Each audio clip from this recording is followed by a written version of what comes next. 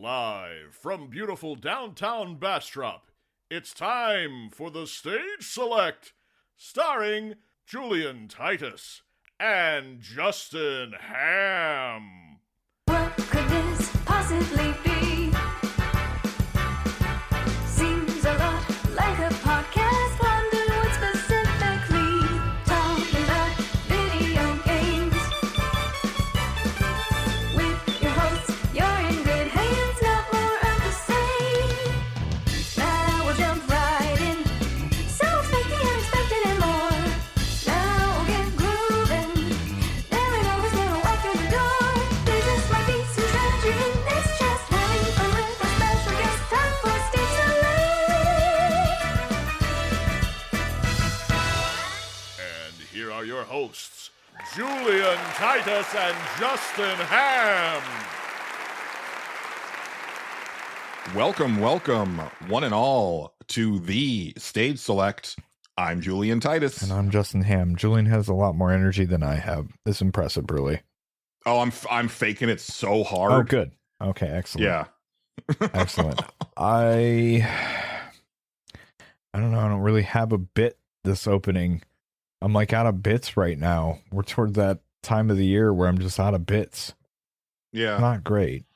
I mean, it's good to get this out of the way because it's going to be a little weird for the listeners. Yeah. For the next few weeks, because what we're recording right now is the last Friday that Justin and I will be meeting for the next 6 weeks. For a little while, yeah. We've already recorded the last episode of the season. We sure did.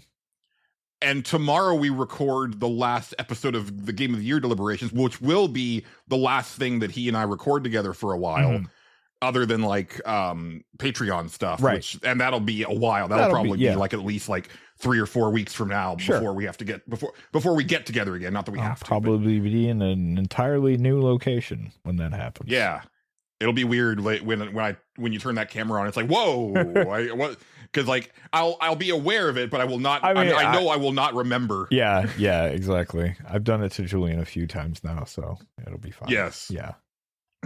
This whole year, actually. Yeah, basically. Yeah. Then sometimes I'll be back in the old location, and he's like, "What? Okay, what's going on?" It's very off-putting. I know. Yes.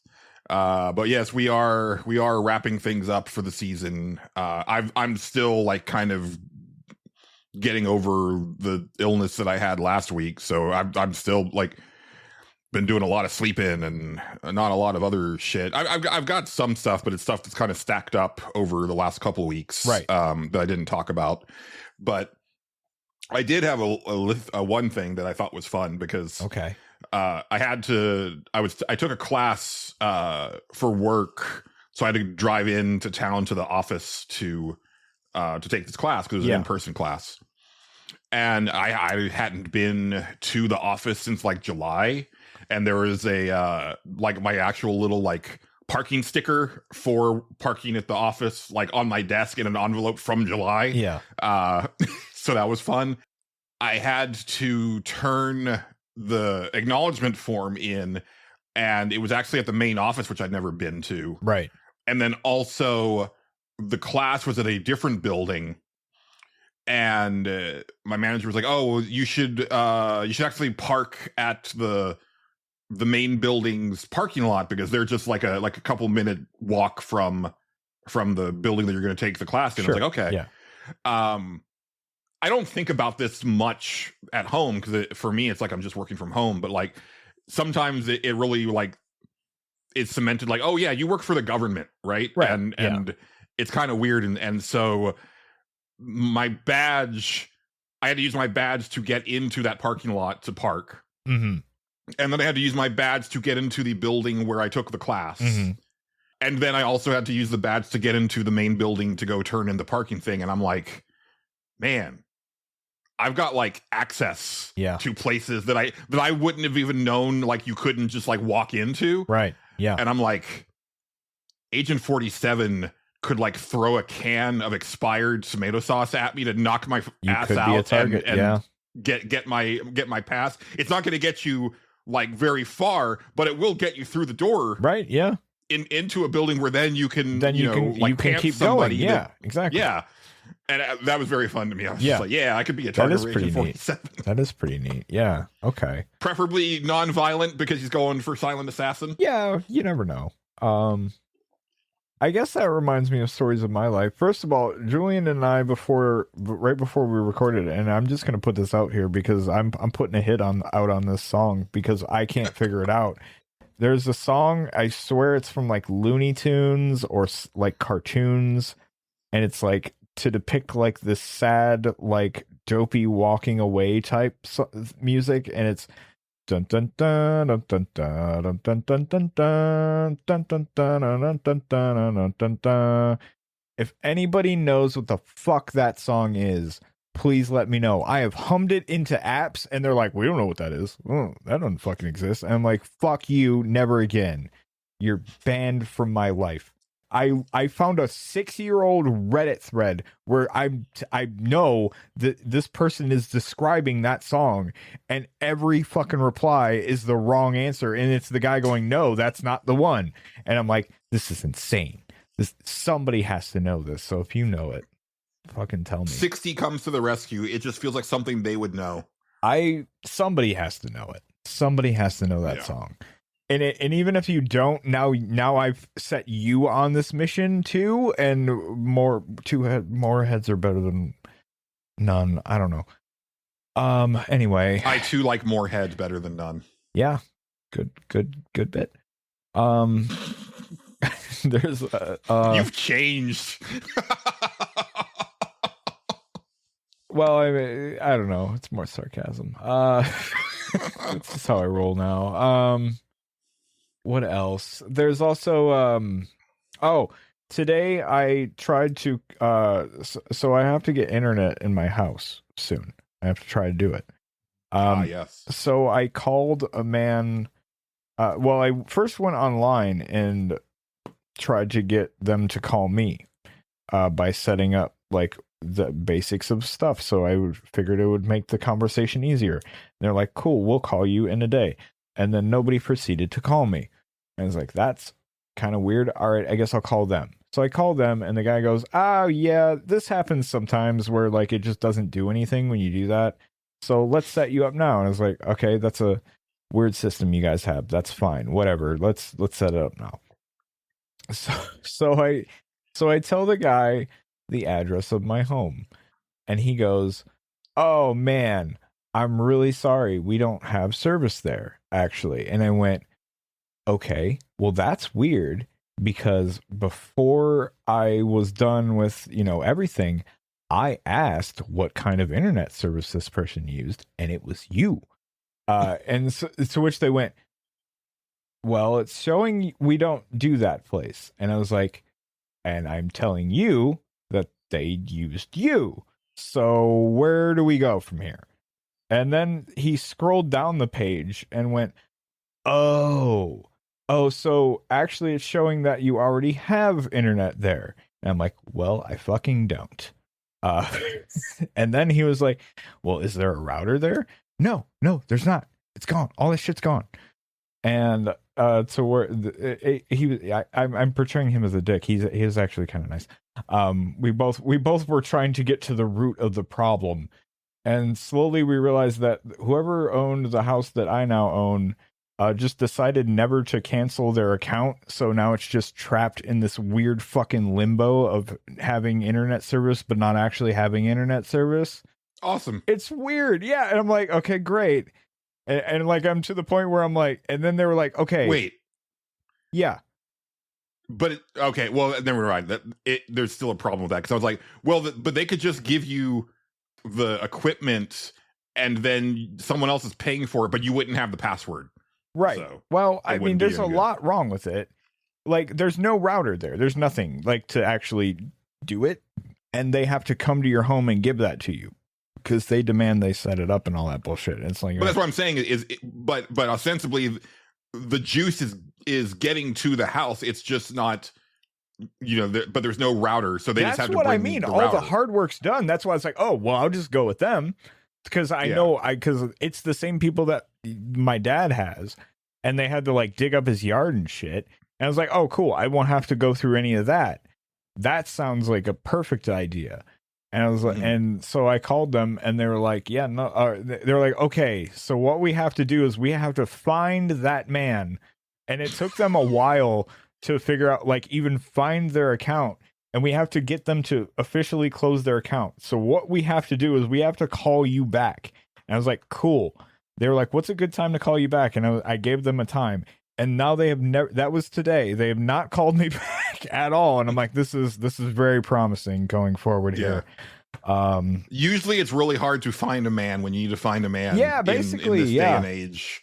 Because nobody answers their phones and nobody, and I say this, but like I'm part of the problem, right? Like I rarely get my mail. I don't check my email very often. I don't answer my phone. Oh, so yeah. It's like, yeah, well, hopefully they would call and leave them a message or something and be like, hey, man, look, this is happening.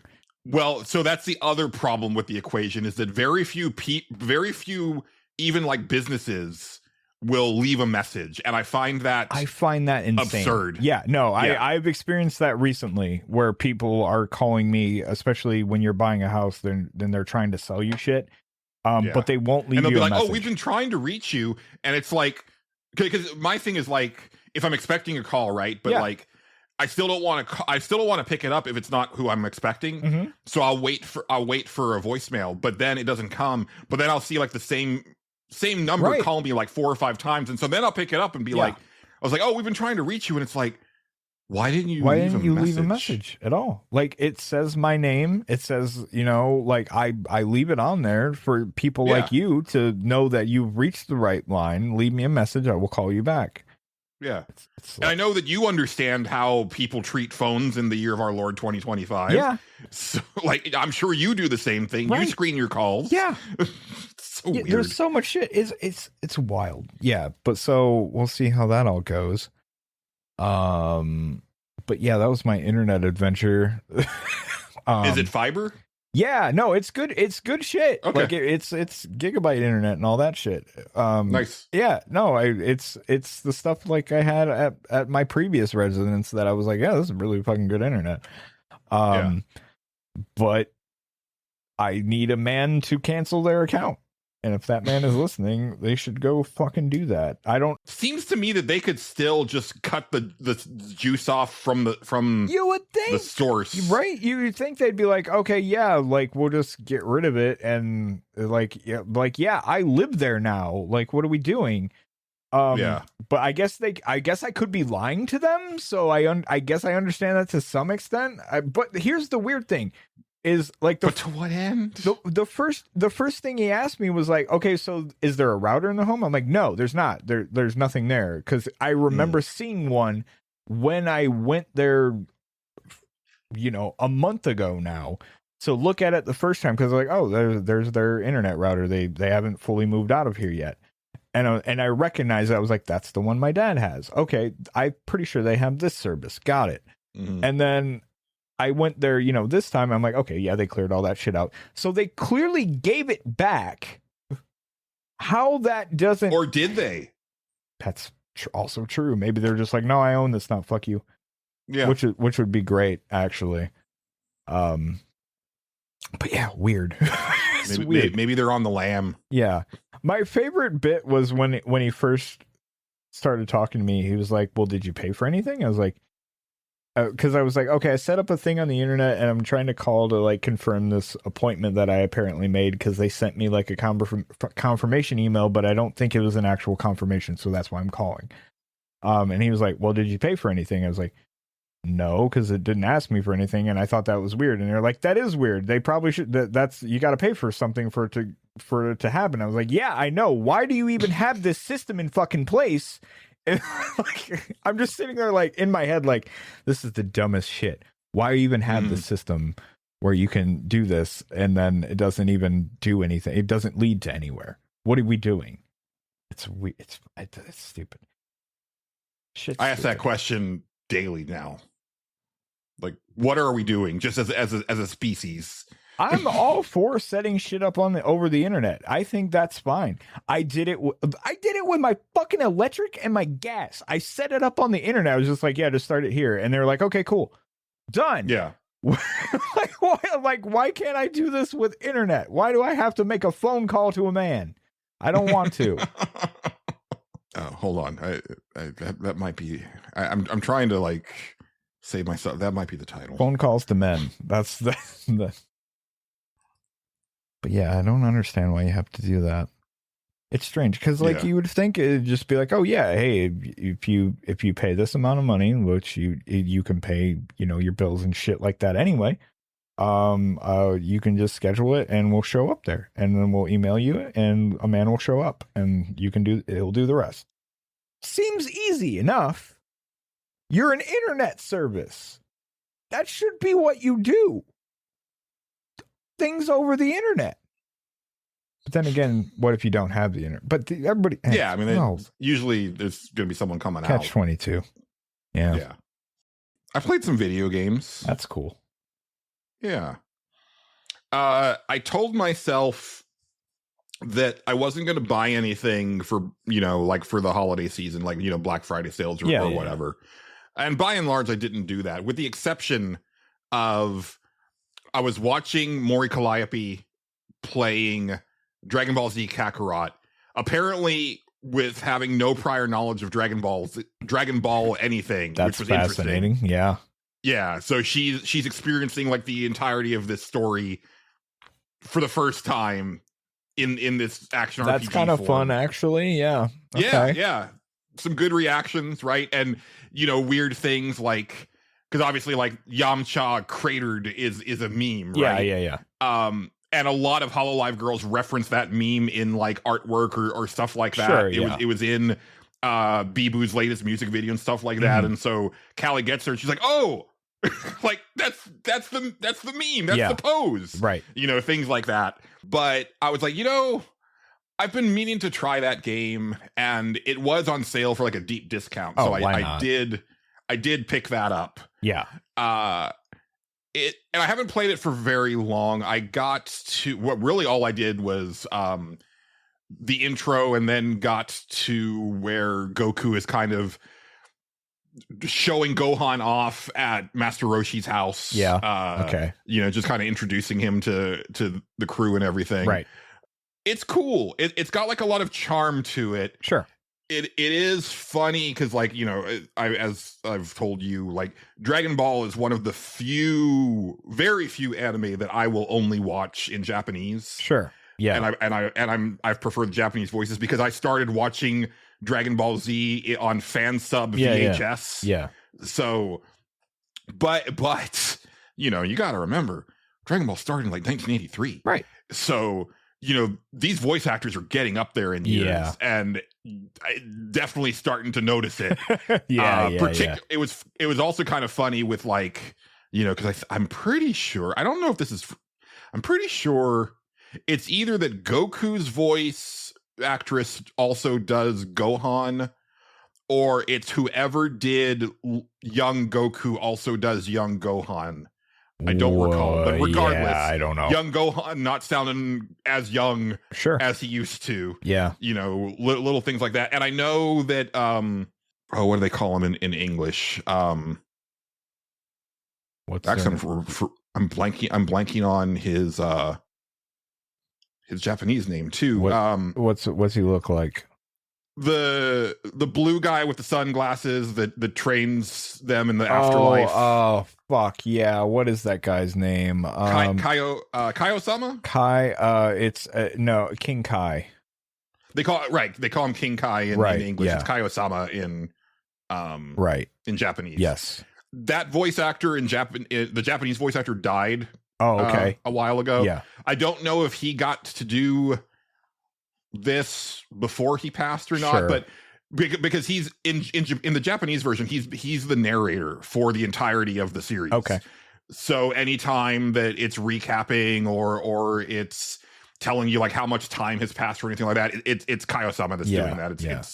It's not there's an independent narrator. I was gonna say there's an dub. Independent guy in the other one. Yeah, for sure. Yeah, but no, it controls well. It's a little weird with the tutorialization where it's like they kind of just like throw you in there and then later on they start telling you like what to do. Yeah. it's got like a lot of free roam stuff, but I think initially I'm a little concerned because it's like there's a lot of like experience orbs to pick up all over the place. Well, yeah. And I'm worried that like that's going to really kind of bog the flow of the game down. Yeah, well, it very well could.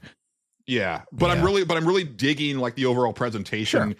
And I think ultimately my thing was I really want to go back through Dragon Ball Z, but I don't know if I have the time to go through the entire anime. Yeah. And this is like a nice like truncated version of it that's still getting all the beats. Bought it on Blu-ray not too long ago. I could definitely do that. So yeah.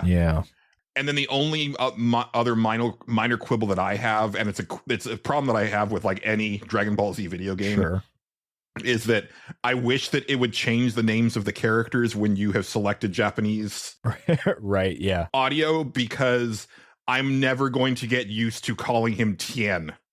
Oh. Or it's Tenshinhan. Okay. And like things like that, right? And like, you know, it's like Muten Roshi in Japanese, right? And just like things like that, right? It's minor things, but like there's one I think the big one for me is the Ginyu Force, because you miss out on the dairy puns in the English dub. They do a lot of food stuff in that show with names. It's a lot of different things, right? Sure. So like in Dragon Ball, Piccolo's whole army, like his whole group was like musical instruments. Makes sense. Yeah. Yeah. And then obviously the Saiyans are all vegetables. Yes. And then you have other characters that are, they're more food related. It is a lot of food related stuff. It is a lot of food related stuff. I mean, we can't deny it. Yeah. But it's a minor thing. It's just I've never gotten used to those versions of the names, because I did watch like dubbed Dragon Ball Z when it first started airing. Yeah. Because for a while that was the only way to get it. But then once the DVDs came out, I was like, oh, now I can actually watch it for real. Yeah. There you go. So, and that's how I got went through the whole series. Sure. But, you know, that's neither here nor there. It's a pretty nifty little game. I don't know if I'm going to like get all the DLC, because they've added a shit ton of stuff to that game. I believe since it came out. Yeah. There's even like a bunch of Dragon Ball Daima scenarios from the most recent anime, the one where they all get turned into kids. Okay. Yeah. Which I had started watching, and then I only got through like the first like 3 or 4 episodes, and I'm real bad about watching shit. Yeah. I am too. Yeah. Depend when it's episodic anyway. Yeah, I will invariably fall off. I will intend to like binge watch a show or something like that. Yeah. And usually what'll happen is I'll get through the first disc, and then when I have to switch discs, that's where I fall off. Yeah. No, like, I get it. You gotta get up. I gotta get off his couch. Yeah, you can't. I don't want to get off his couch. Yeah. No, I get it. I get that. Mm-hmm. I feel that. Anyway. But it is a recommend so far for me, if people are interested. Yeah, especially on. I think I got it for like $15 or something like that, which is a song for that.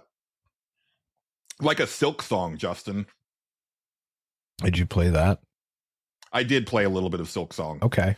Mainly because I was like, okay, I should probably at least touch it if I'm going to make the bold claim that I want to make, which is that I feel that Shinobi Art of Vengeance is a better feeling and better controlling action game than Silksong, and I stand by that. Okay.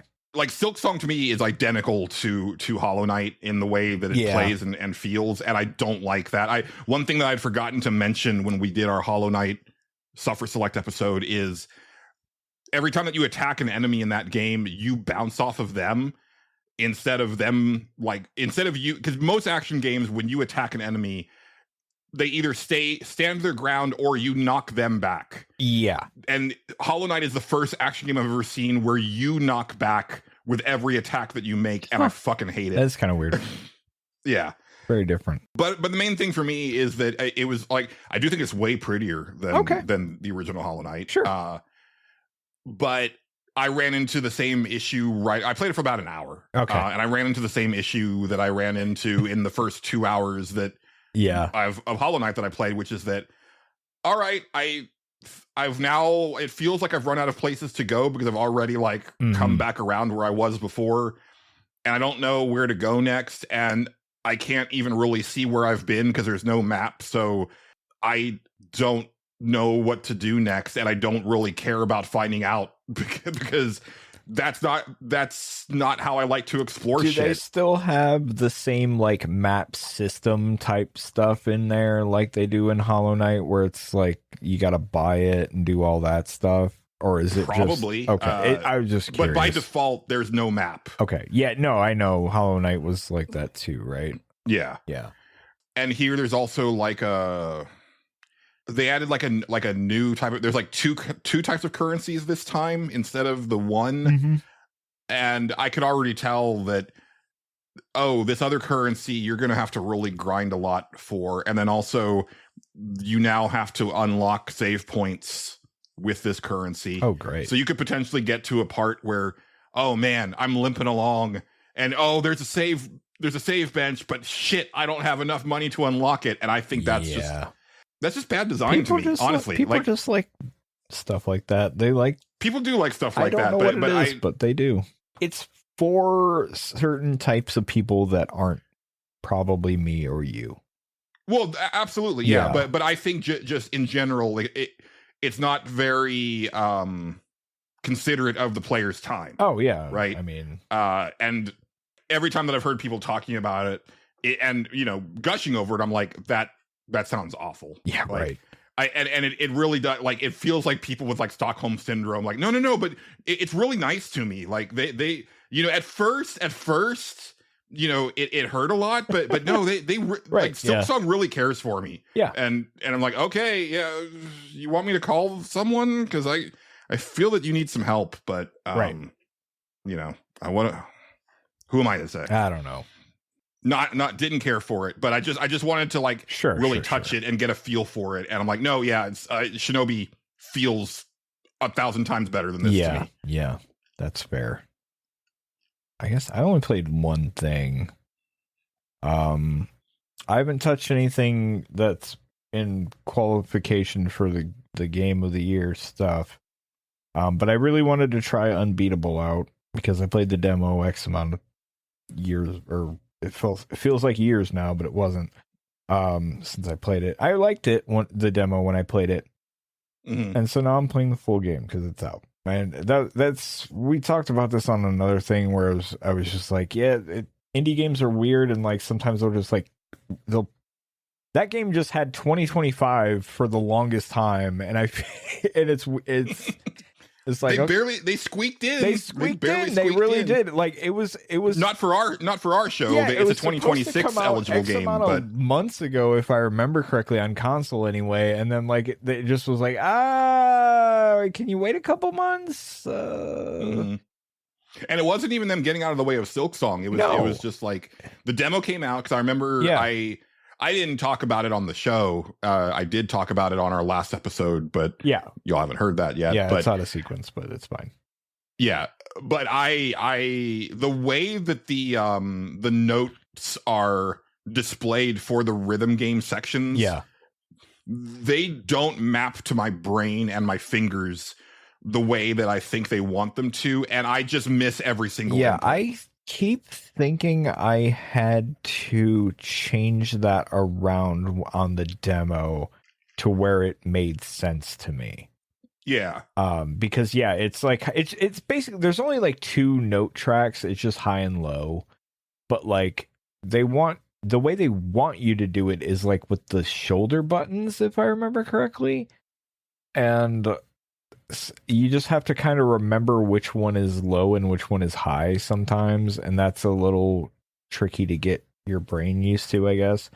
But I know you can change like the buttons, and in fact, because there's only 2 note tracks and really only 2 buttons to it, you can kind of like mess around and just hit other buttons and see which attack they do.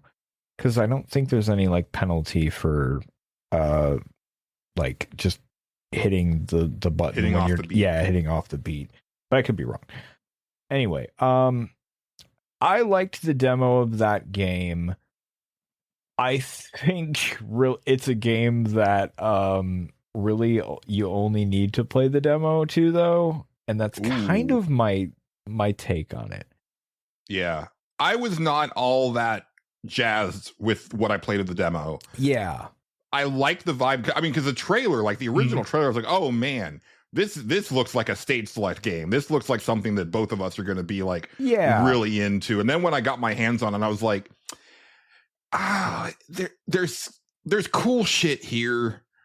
Yeah, but I don't know, man. Me, it had a lot of potential, and I dug what I played of it enough to be like, okay, yeah, let's see what the full game is, because the demo, I don't know if it changed for you or not. I doubt it. The demo I played was like you're in that little town. Is that what? Yes. Yeah. Okay. All right. So that's the demo, and that's where I'm at right now in the actual game, and like that makes it feel like the game's gonna have a lot more going on, I guess. Like it's going to be a lot more open than it actually is. It's a lot like you start out and you're like you go to jail, like that's kind of like the earliest one, and then you break out of jail, but like the jail is like a big part. Like it like takes a while. And then because the setup here is that music is illegal, right? Yes, music is illegal, and you do crimes. That's their tagline. So you're in jail and you got to break out, and like the jail part just goes on for a while. It was just like, and I was like, okay, this is fine, I guess. And I'm like waiting to get to the rhythm game parts, and I'm like, oh, I had the impression there would be a lot more different types of rhythm parts, but there's kind of not. And every chapter has it's weird how it's laid out, because it's almost like to cite a recent example, it's almost like Dispatch, where it's like every chapter is like an episode and it rolls credits at the end of it. Okay. Which is weird because I don't know, it doesn't feel like it should do that. It's really odd. Like the first time it happened, I was like, oh, that's odd, but okay, whatever. And it plays like the same ending credits song too, which is also weird for a game like that. I don't know. It makes a lot of weird choices like this, but they all build up to like this big kind of like set piece rhythm game thing. And I remember complaining about this on the demo, and I'm going to complain about it here, where some of like the rhythm game moments in it are really fucking unclear as to where they want you to hit the button. The note track stuff is fine. That's pretty clear. There's one right before you break out of prison where you actually get sent to prison. We're on like a highway or something, and like these guys are throwing shit at you and you have to kick it back at them. But it's like, it feels really off as to when you're supposed to hit the button, because you have to almost like let everything you have to almost let everything go away and then hit the button. It's weird. I don't know how to describe it other than to have somebody play, because it doesn't feel right.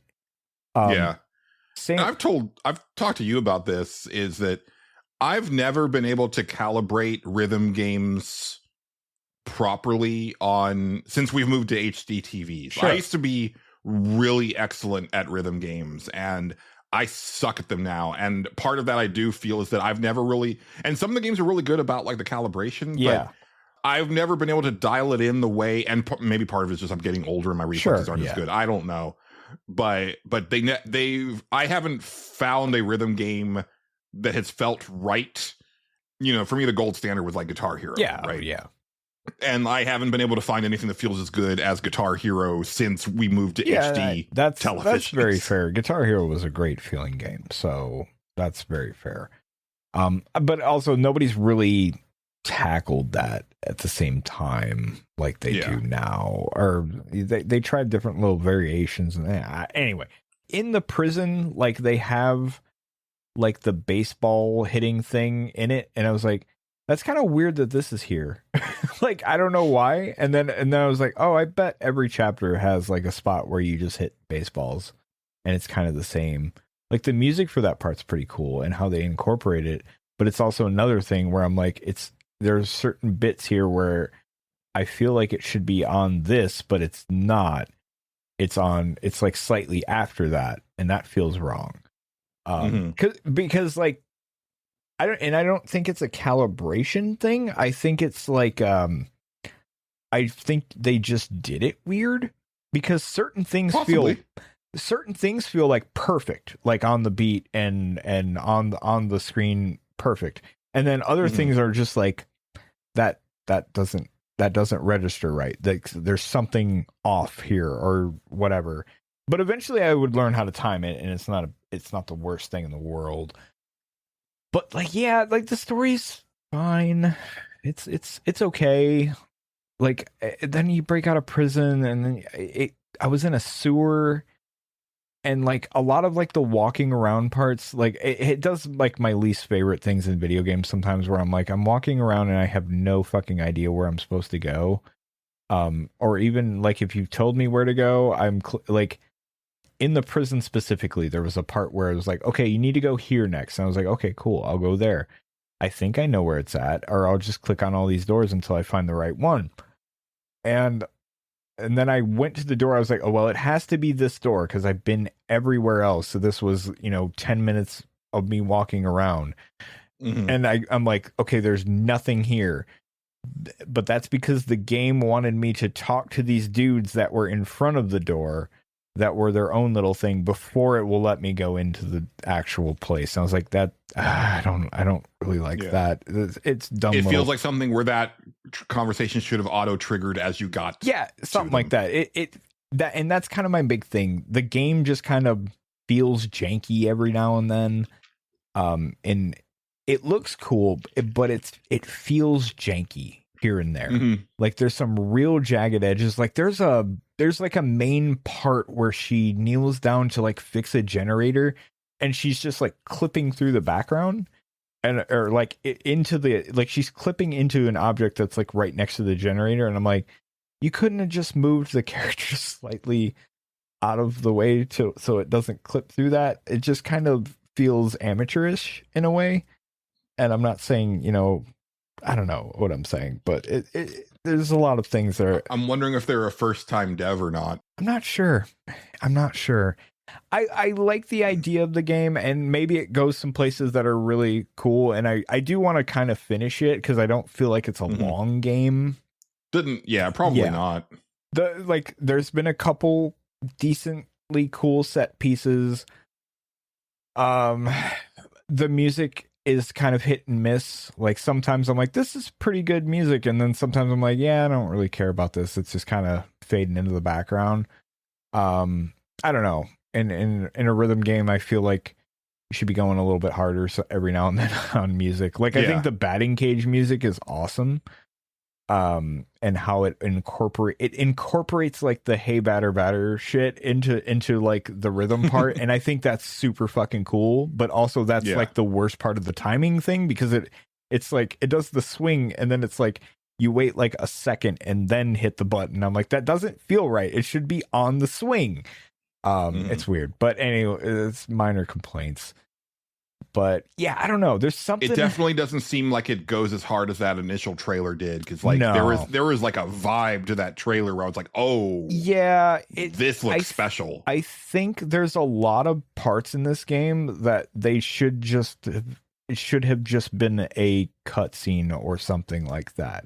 Like I said, you get like the big thing for me was like, okay, you break out of prison, it's this really neat set piece, and then you're in the sewer, and I was like, okay. So you want me to go through the sewer, and then like nothing really significant happens in the sewer. I'm just like, so I'm just going to go through this maze part because you felt like you wanted to put it here. And it just like really, it constantly feels like it's killing its own momentum sometimes, especially with stuff like that. Like you're getting going and then all of a sudden it's just like nothing. And because they wanted to make kind of a weird RPG that doesn't have leveling or anything. I don't know. It's an odd mix of the game. That I don't know how I fully feel about. Maybe if I finish it and the story really culminates in a way that's awesome, I might have a different tune next time. Yeah. But yeah, as of right now, I'm like, I'm playing it and I'm like, this is totally fine, but I constantly can't shake the feeling of like, this is fine, but it could be so much better. It has a lot of potential. I just don't know if they're ever going to get there. Cause like even the big, main, rhythm parts are kind of like one note every now and then, where it's just like, yeah, you're just fighting these guys and it's up and down. And it's like, yeah, that's fine, but it's kind of, I'm always fighting these same cop guys and then I beat them and we're done. Right. Yeah. Yeah. But yeah. Well, we'll see. Unbeatable's neat. We'll see. I don't know. But I feel like it could be better. That's where how I feel right now. Could change my tune next time I talk about it. So stay tuned. in February of 2026. Yeah, stay tuned. Yeah, exactly. If you remember to talk about it, if I ever play it again, you never know. I might just be like, I don't want to play that anymore. Yeah, it could get lost in the moving shuffle. Yeah, very well could. It's hard to say. Yeah. I got something in the mail that I'd been waiting for a while, which was Mortal Kombat Legacy Collection. Oh, yeah. I ordered a physical copy and I didn't realize that was coming like actual months after the digital release, which is a little weird. That is weird, yeah. But and I was also wondering like why I was paying $70 for it when it's like $50, digital, but it was like a nice edition of it. And it's a really cool physical edition. So it's got the steel book with the regular plastic case. I really hate that they do that. I think it's so wasteful. Like just put the disc in the steel book and ship it that way. Well, Julian, what if you had both? It's so annoying. I know. It's dumb. Yeah, I get it. Trust me, I know. Because then you've got a box, like a thick box with a empty plastic case next to the actual steelbook case. Yeah. And lately I've just been like, okay, I'm just gonna like throw this extra stuff like in the other room, right? Because I'm not gonna put it on the shelf anyway. It comes with there's like a little Mortal Kombat magnet. There's a poster. There's a bunch of cards for like each of the main games. And so when I say the games, I mean Mortal Kombat 1 through 3, Ultimate Mortal Kombat 3, and Mortal Kombat 4. Sure. Those are the ones that they're specifying. And then there's this little envelope with all of the original I mean they're small, but it's all the original arcade trade magazine ads for each of the games. So on the front you have like because I think they did 2 for each one. Okay. So on the front of it is like the image, like the original image, and on the back is like where they detail like all of the stuff that when I worked in at Game Fellows, we would get the video game trade magazines. So you would see like these ads directed at people that were buying for stores, right? And it's a very different type of flavor than just like a regular ad, and it's really fun to see that shit. You'll get a lot of money if you buy this thing and put it in your arcade. It'll talk about like retention of like and stuff like that. Like it's real fun, right? And then there's little like mini arcade marquees for each of the games, like the ones that go on the top of the cabinet. It's a really nice package. That's not bad for $70 these days, honestly. No, really nice. Yeah. And then obviously is the game, right? And I haven't messed around with it a lot, right? But at first I was a little bit like, oh, because if you just go to like play, right? Then you just have like, okay, here's all the games to choose from. And it's a lot of games. Like I'm pretty impressed with the selection in there. Sure. With one glaring omission for me personally. Yeah. Which is that they only put one PlayStation 1 version of the game of Mortal Kombat 3 in there, which is the Mortal Kombat Trilogy. Oh, yeah. And I wish that, because I think the only, I'd have to look. I don't think that there's any home versions of Mortal Kombat 3 in that collection. There's home versions of Ultimate Mortal Kombat 3. Oh, yeah. But for some reason, they didn't do like the PS1 version of Mortal Kombat 3, which is that is my favorite Mortal Kombat. Okay. Mortal Kombat 3 vanilla is my favorite, but specifically the PS1 version, because that's the one that I sunk hours upon hours into. Right. Yeah. So that was a little disappointing for me, mainly because like I don't like the characters they added for Ultimate Mortal Kombat 3, and they also like really like the notoriously cheap Mortal Kombat CPU went to an extreme level in Ultimate MK3. Yeah. I don't find it fun to play at all. Yeah, well, with another player, sure, but against the computer, no. Yeah. But it felt a little bare bones. But then I did mess around with the archival stuff. Okay. And man, Justin, it Pretty is a really cool package. So there's one part where you can go through the entire history of the lore of Mortal Kombat, and it's pulling from everything, including the comic books. Interesting. That's cool. In a really cool way. So, you know, because obviously they started filling backstory in as the series went forward. Yeah. So like the first entry I think is the ancient times. Okay. And like the first entry is talking about Shinnok, right? Okay, Even though he's introduced in Mortal Kombat 4, his story does start like way back, right? Yeah. And you get to go through kind of that, and I learned stuff that I didn't know. I'm sure. So that was really cool. Does it cut off? I'm just out of curiosity. Does it cut off the lore parts like at Mortal Kombat 4, like to where they're at in this collection, or do they keep going up to where they're at now? I'm just curious. I didn't go through the whole thing, but I'm pretty sure that it stops at 4. I would imagine so. I was just curious. Yeah. But little things here that I kind of appreciate what they did in Mortal Kombat 9, where there is mention of like the amulet that Raiden gets from Shinnok, and like that amulet is the one that plays a big part in that whole reboot of the timeline in Mortal Kombat 9, right? So that stuff's really neat, and I really appreciate like, oh, here's like the original like Tobias art from like Mortal Kombat 2, and then here's like some panels from the comic book, and then here's like some in-game stuff. It's really well put together. And then you have the documentary, and it's not like a 2-hour long thing that you're watching. It's little bitty videos. Yeah. And they're placed on a timeline, and this is also like one of the nice things about, you know, current consoles is that at any time you can just hit a button to then switch over to the game selection like hop into one of the games. And then when you're done with that, just hop back out and then just hit the circle button and you're back to where you were in the timeline of the documentary stuff. Yeah. Yeah. So it's like a really well, the documentary stuff is really well shot. And then like you'll move along the timeline. Then here's like some photos, right? So it's got early, midway arcade ads in there. It's got like, old photos of the people and stuff like that. And you're just kind of moving along the timeline, and there's parts where you can move down and branch out to see other photos and ads and stuff like that. It's a really nice package, and I do appreciate just personally as a big fan of like Old Giant Bomb is that they got Jeff Gerstmann to talk a lot in there. So like he's like literally the first person you see in the documentary. He's like, "Yo, you heard about this game called Mortal Kombat?" Yeah. Yeah, it's really interesting, and it really made me remember, because like Street Fighter is always number one in my heart. Yeah.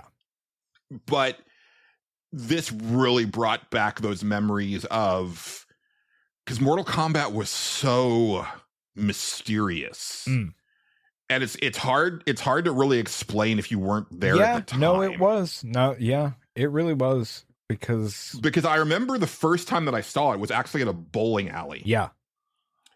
And I remember, I think I actually played it. No, I didn't play it. I think I was watching other people play it. And I was like, okay, like that doesn't look as good as Street Fighter. I don't care. Yeah. And then I remember seeing it actually, funnily enough, at another bowling alley when we were doing, when I was in a bowling league in middle school, and seeing my first fatality. And like someone on my team, Michael, like he looked back and he saw like my eyes bug out. He was like, yeah, it's crazy, isn't it? Right. Right. Because I had no idea that was in there. Right. And then when you got to like Mortal Kombat 2, it was like the epitome of the schoolyard rumor mill. Yeah. You know, like I remember the rumors of like the animalities, right? Right. And there was a convenience store across the street from my middle school that had a Mortal Kombat 2 machine. But one of the things about that era is that there would be different builds that would be released. Yeah. Right. And I remember when Sub-Zero's, because one of Sub-Zero's fatalities is the deep freeze fatality, where first he freezes you, and then you do the freeze input, and then you jump over, and then you do the input for the fatality where he shatters you. Yeah.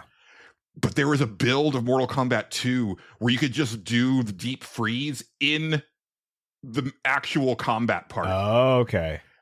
And you couldn't get out of it because you're not supposed to be able to get out of it. It doesn't wear off. Yeah. And so it was a thing where everybody was playing Sub-Zero for a while, because if you could land the deep freeze and you had the health lead, you win. Yeah. Right? And it was super frustrating. It was super annoying. Yeah. And the rest of the fatality wasn't in there yet. Right. But just weird shit like that, right? And then I've always really liked the lore. I love the backstory of Mortal Kombat. I find that way more interesting than the Street Fighter stuff for the most part. Yeah, I agree. Yeah, and this just has really taken me back to that. And then just things like, you know, my first home version of a Mortal Kombat game was Mortal Kombat 1 on the Game Boy. And that version is in this collection. Nice. I played it for a little bit. I was like, it's not as terrible as I was expecting it to be. Right, yeah. But it was definitely a lot of cope for me. Like, oh no, this is fine. Like I'm playing Mortal Kombat at home. We all had that. Yeah. Yeah. Absolutely. And I did mess around with like the Super Nintendo version of Mortal Kombat 1, because I know, like, I was like, no, I would much rather play Mortal Kombat 1 on the Super Nintendo because it looks better, it sounds better. Yeah. You know, it doesn't have the blood, but I don't like, that's not, to me, it's like, if that's all you're looking for, you know, I mean, I still don't think that Mortal Kombat 1 is all that great of a game. Yeah. But a lot of people have been like, oh no, like that port was just like really badly programmed and it doesn't play well. I don't see it still. I was like, this still seems fine to me. I played the arcade version, then I played the Super Nintendo version. I was like, it's a little weird, but it doesn't feel bad. Right.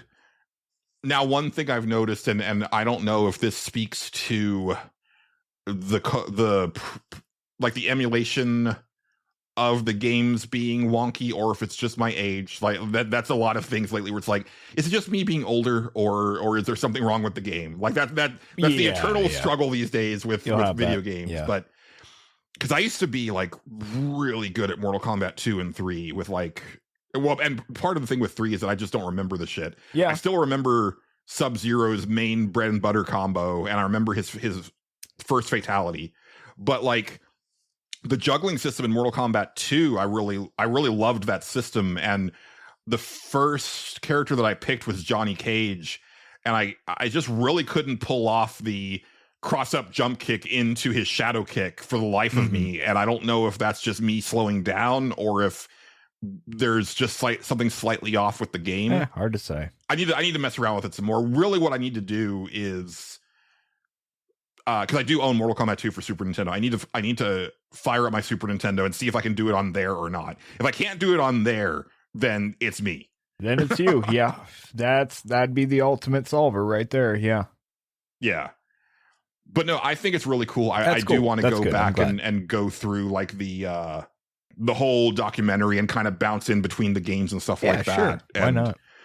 Because I know I've heard this from podcasts, but like they have the footage in Mortal Kombat 1 where Ed Boon they're filming Scorpion, and Ed Boon is like, man, it'd be kind of cool if you had like this like you threw a spear or something out. Right. And it's just like him brainstorming the thing, and then they film it, and it's like, it's crazy that they have that on camera. Yeah. The invention of Scorpion's spear, and it's just like a weird, like, you know what?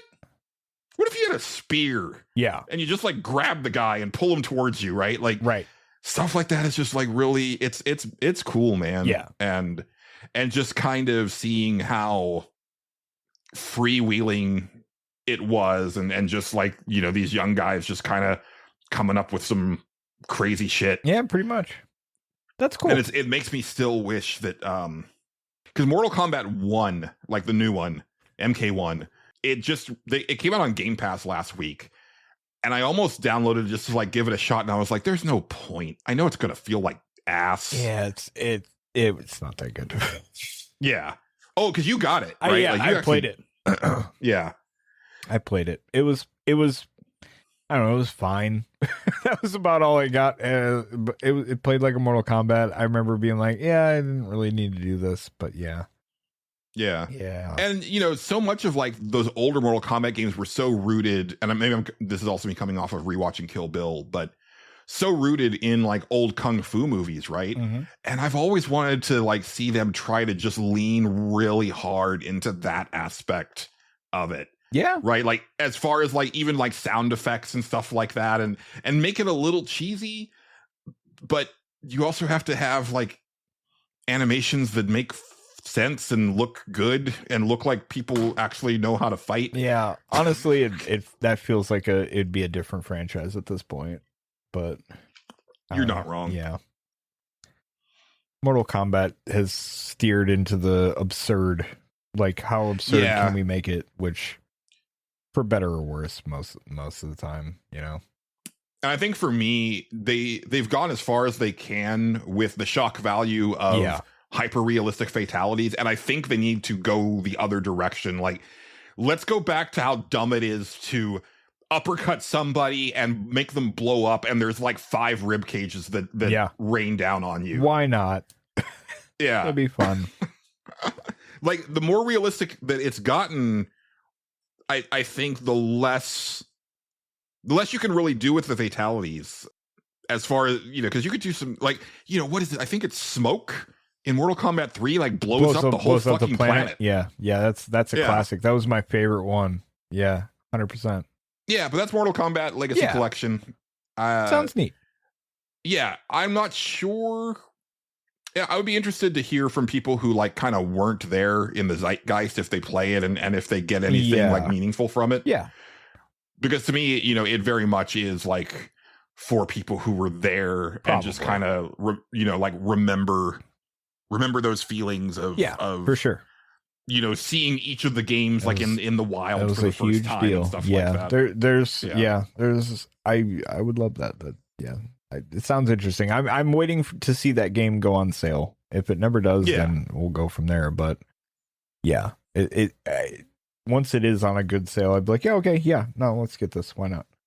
Yeah, I've been impressed with what these guys have been doing. It's this is the first time that they've done one of these for a series that I care about, because most of what they've done is like kind of before my time, or it's hearkening to like a PC type of development where it's like, I didn't, like the Jordan Mechner stuff, right? It's like I didn't touch Jordan Mechner's games, so this doesn't really do anything for me. I appreciate the work that went into it. It's cool, but I get and you. I think for me, I would love to see them get their hands on like a Japanese developed franchise. Could be fascinating to see what they do with that. But because we're running out of time for some of these stories to be told. Right.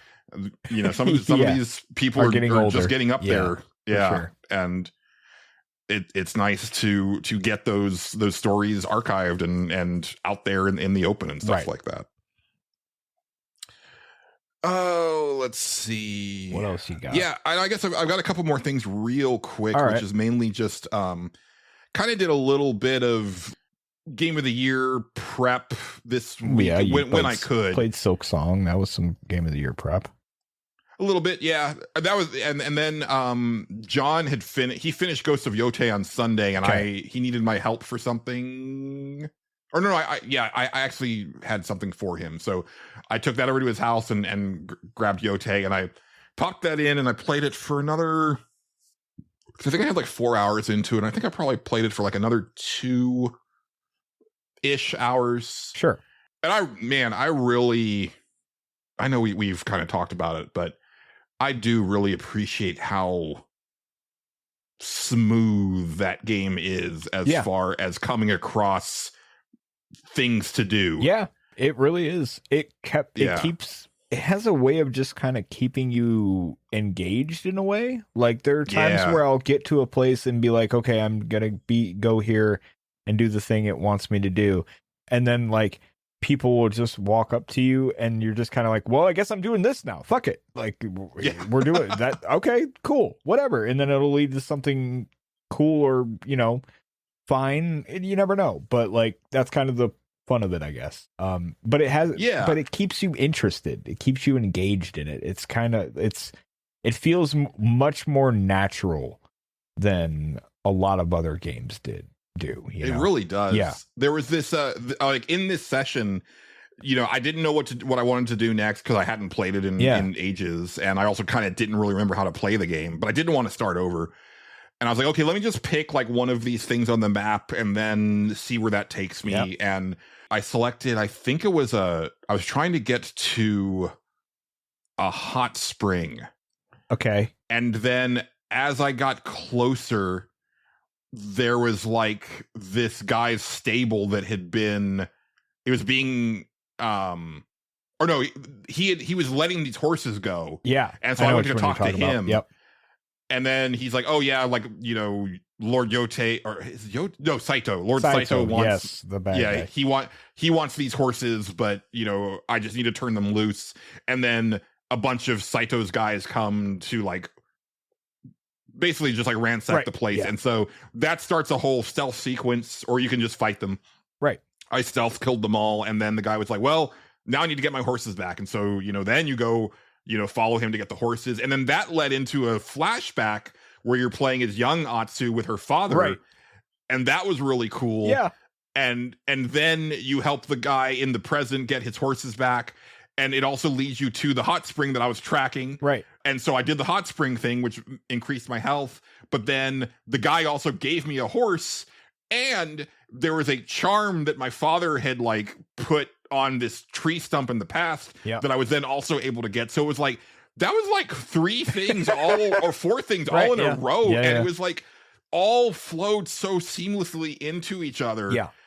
And so then I was like, that was cool. And let me do the next thing on the map. And so then I was getting close to this, I think it was an ability shrine. Yeah. But as I was getting close, there was like all of these explosions happening. And there was someone like asking for help. And I was like, well, let me go talk to this guy. And he's like, yeah, this guy's crazy. He's got this like black powder and he's just like bombing the shit out of us. And I was like, well, I guess he's got to die. Right. Yeah. So I went and took care of that. And it turned out that he was like a bounty that I hadn't. Yes. I don't know if I had I actually. know exactly what you're talking about. Yeah.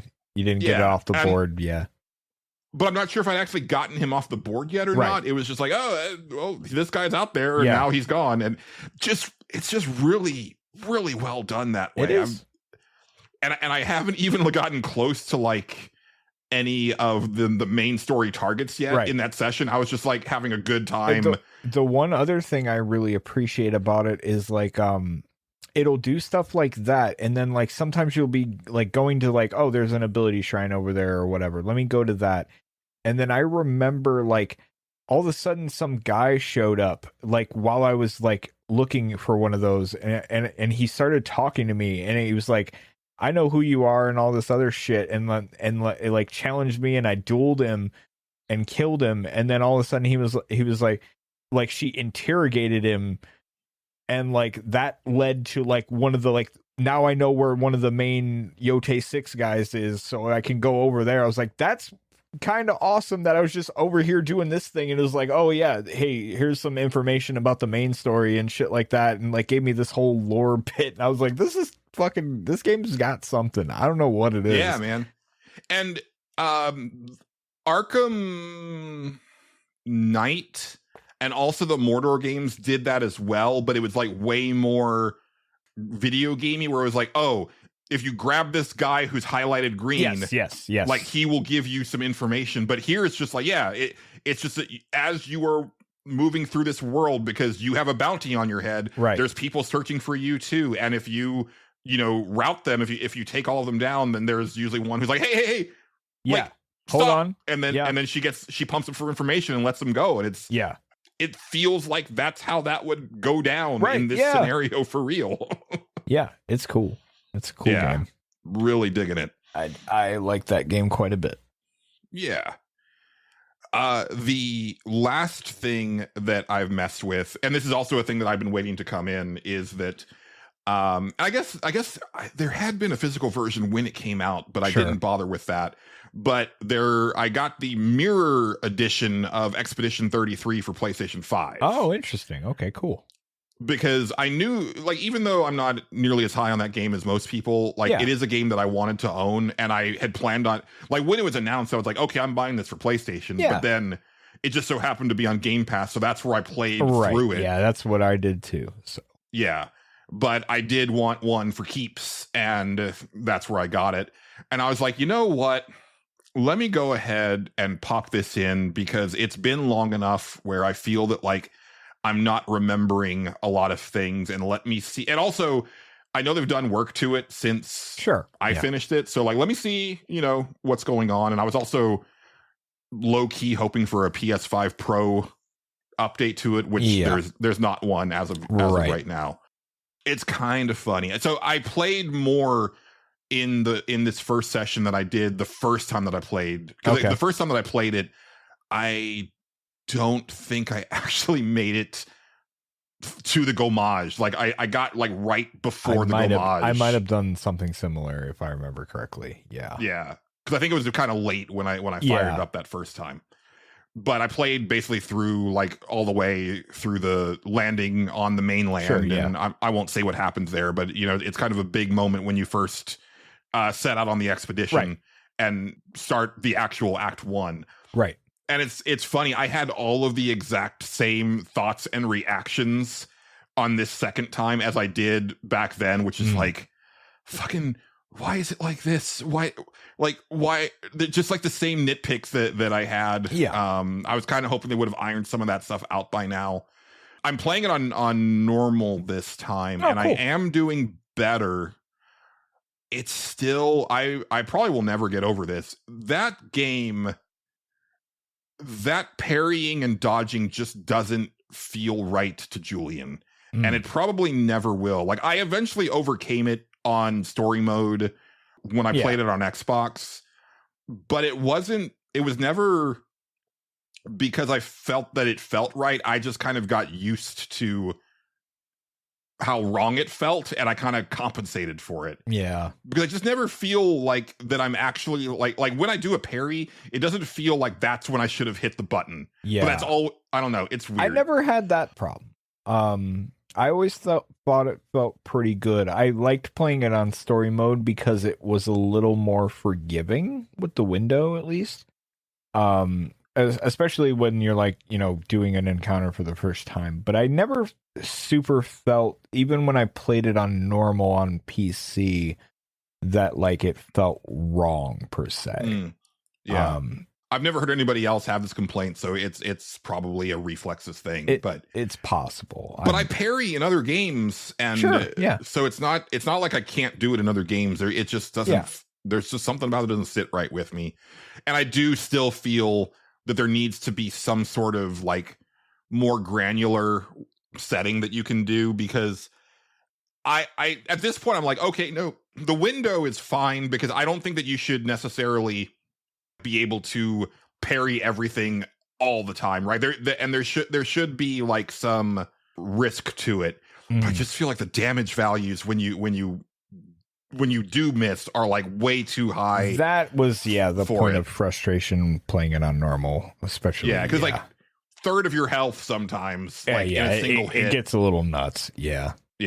And I know that like there's people out there who like they get to where they set their builds up to where everybody has one hit point, and it's basically like parry or die, and it's like I'm not a sicko. Yeah, like I don't know what to tell you. Like that's not how I want to play. I played the opposite of that, where everybody had health, and if I landed a parry, they would gain their health back. So like if I missed one out of like the long ass sequences that they would have, sometimes it was like, no big deal. If I hit the next two, then I'm right back to where I was. It's fine. Like, yeah, it was very forgiving, and I liked that.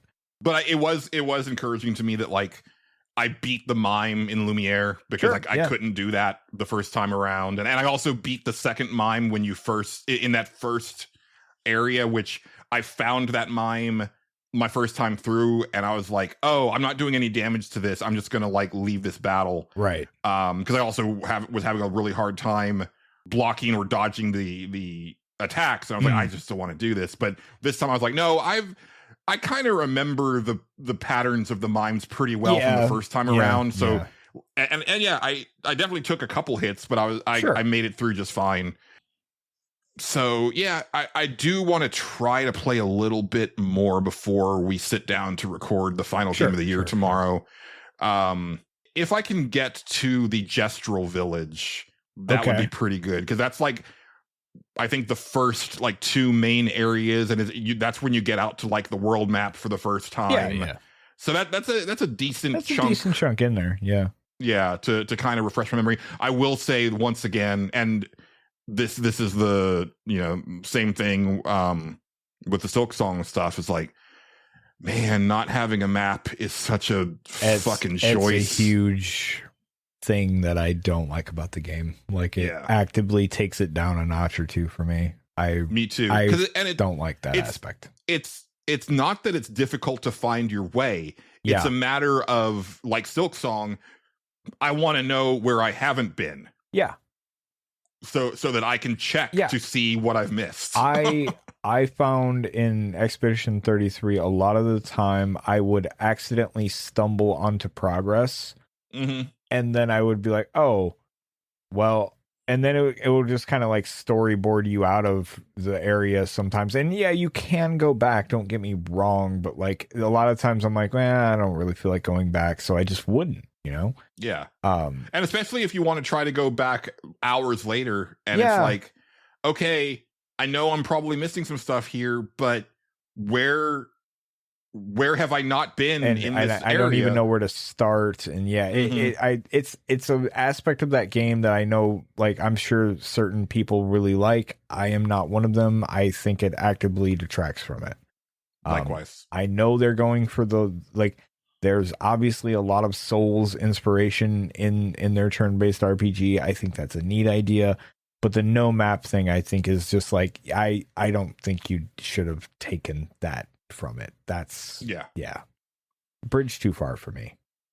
Same. Yeah. Even if it was just like you fill it in as you go type of thing, because that's fine. Yeah. To me, that's thematically that would have been fitting. That's with totally okay. An expedition, right? Yeah, because then you can go back and like part of it could be, let me fill in this map, and then you find all the other areas and stuff like that. Like, oh, there seems to be a wall over here, or there's a little blank space over here. Let me go see what that's all about. It would work perfectly fine, but they don't do that. So yeah, it's odd. It's really weird. Not a fan of that. And there's other things that I was thinking about that I will not say here, but I will say for Game of the Year. Sure. Because like there's a lot of like story elements that I'm just like, so that's a swing and a miss for me. But we'll get there when we get there. Because I do still heartily recommend the game, and I think if you haven't played it and you like an really RPG, good. It is good. It's absolutely worth playing, and I would not want to take the discovery of that game away from anyone. So I think it's a very good game that I think you and I both are probably not as high on as the rest of the gaming universe, but that's fine, Yeah.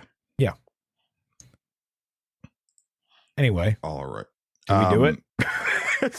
Did we talk about video games now? We talked about video games, yes. All right, good.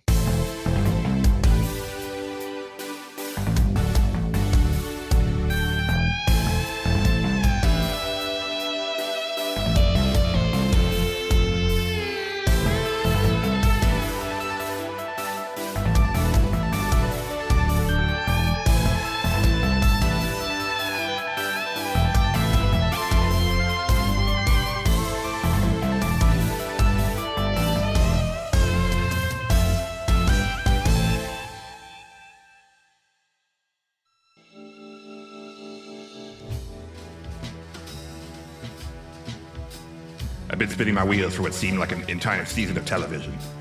Every time I thought I had the Phantom dead to rights, he was one step ahead of me. He consumed my every thought like a splinter in my mind, driving me insane. I was running out of leads. There was only one person left to interview, the skinny one. You know, I was constantly put off by his cold stare. I can hear He seemed to all look of right this. through me. Did he know? Did he know who the Phantom was? No, I don't. I don't know who they are. That's why they hired you, man. Thanks for taking the time to meet with me. As you know, I've been tracking the Phantom of the Stage Select. I know. And you're the last person I you're need to not interview. doing great at it, according to, everyone. Well, that's neither here nor there. You're not a suspect. I'm just doing my due diligence. Dick, can I offer you a cigarette? Like, do you smoke, Dick? Would that, help? It's Richard. It's Richard. Richard, And I okay. do smoke. I'm the only one around here who's allowed to smoke. Oh, okay. Well, here, let me offer you one of these. And, Thank you. maybe that'll put us both at ease here. Took a drag on the cigarette, a long drag, and looked at him. He was actually my prime suspect. Oh, my cool. only remaining suspect. That's good. That's good. There was no one else it could be, but I couldn't tip my hand to him. That's fair. Apparently I'm the suspect. That's fun. That's good. I mean, I'm actively affected by, the things that are happening here, but I'm the suspect. That's good. It's almost like, what's the I'm sure there's movies about that, You watch movies, Richard? I don't have time for movies. Shit, how did he know that? How did I let something slip? Was he some sort of expert in body language? I had to play this close to the vest. You don't have a vest on though, but that's fine. Shit, had I said that out loud? No, that couldn't be the case. So how did he always seem to know what I was thinking? I had to be careful with this one. I really do admire, the talking to yourself part. That's fun. I don't know what you're talking about. I mean, I do don't it. talk to I do it myself. all the time. It's okay. Don't worry about it. Sometimes we have to think out loud. Gather our thoughts in one little neat little package. Anyway, do you have any theories like other than me? Like any good theories? I've talked to everyone at the auditorium, and no one knows anything about the Phantom, but he continues to strike. Have you seen anything? I've Heard anything? Every now and then in the distance, I'll hear the ghost of Eddie Vedder. Sometimes. You know who Eddie Vedder is? Well, of course, he's the lead singer of Pearl Jam. Everybody knows that. Right. 10, hell of an album. Yeah, it is actually not bad. Not bad album at all. But sometimes if the conditions are just right, you'll hear his ghost every now and then. It's the whole thing. At least I think. Maybe that's the There Phantom. has to be something I'm missing. Everyone else has come back clean. So it must be you. You're the Phantom, aren't you? Just admit it and put me out of my misery. End this torment. I would love to admit that, because if it was true, I would. I'd be like, because you're so bad at your job that I could tell you that, and everybody would be like, well, obviously he's wrong. So, but unfortunately I can't. I hear a lot of things these days. I mean, there's a line out the door. Have you talked to any of these guys that are coming in here, Richard? Have you talked to any of them? Maybe they're doing something. Do you even notice that there's a giant death pit leading up to here? I don't even know if you do anymore. But they're all going to one place, as the fourth stall in the bathroom. Maybe something's going on there. Maybe there's a guy hiding out there. I don't know. Maybe we should check that out. Have you thought about that? I don't know. Bathroom, eh? Of course I'd heard the rumblings of the fourth stall. Whispers in the night. The faint smell of sulfur. I chalked it up to a Brahmo being a total burnout. I was going to say that might just But be if the skinny shit. one But knew something, it was worth checking out. The Phantom couldn't escape Richard Harden. Private Dick.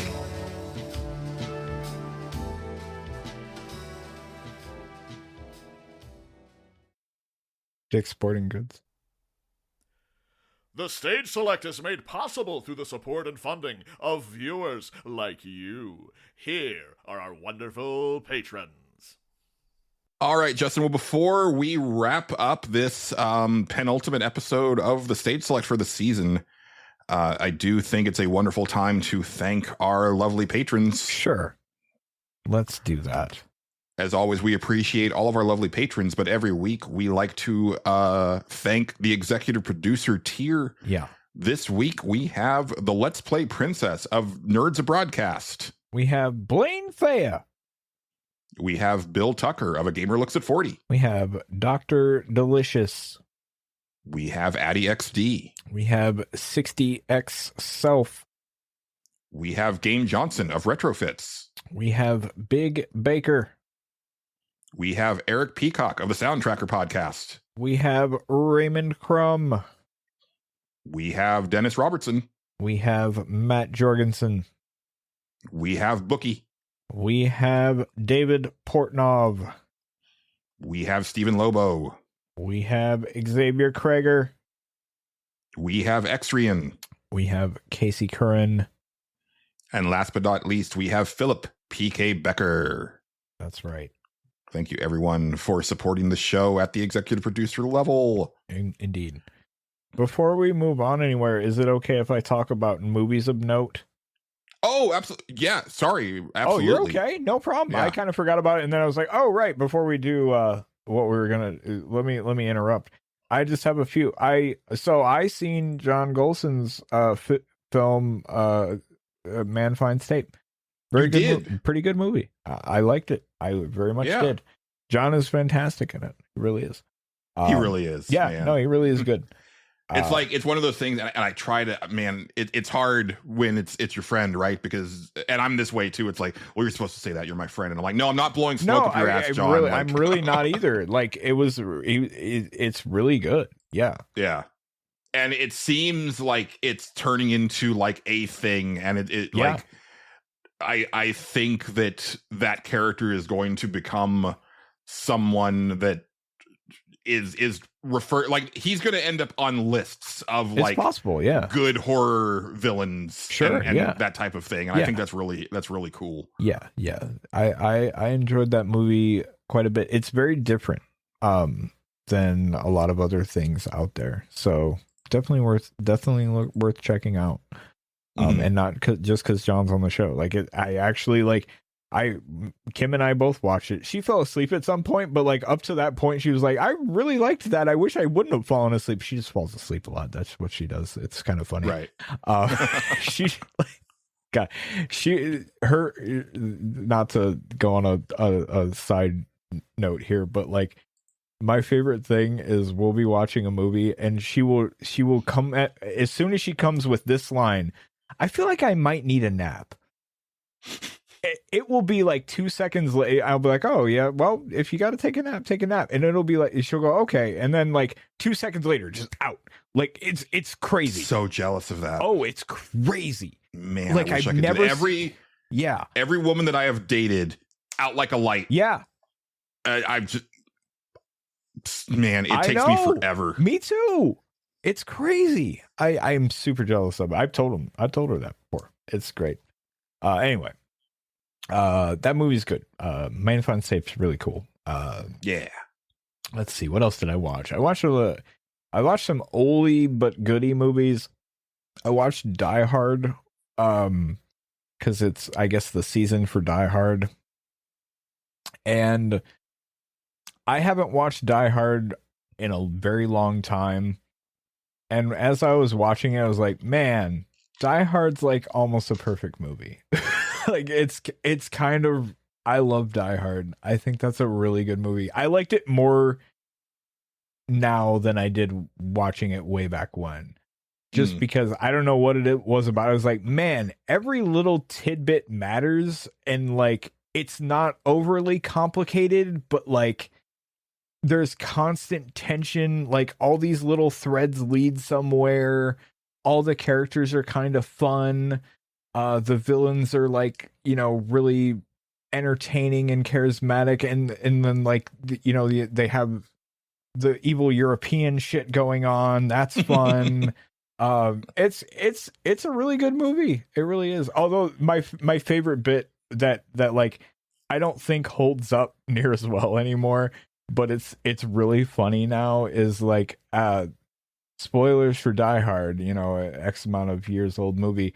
The thing with the guy from Family Matters, his whole thing is like, ever since that day, like he shot a kid like who like he thought had a gun, right? It was his one mistake, and he can't take it back, and he feels really bad about it, but he's still a cop, but he can't bring himself to shoot anybody.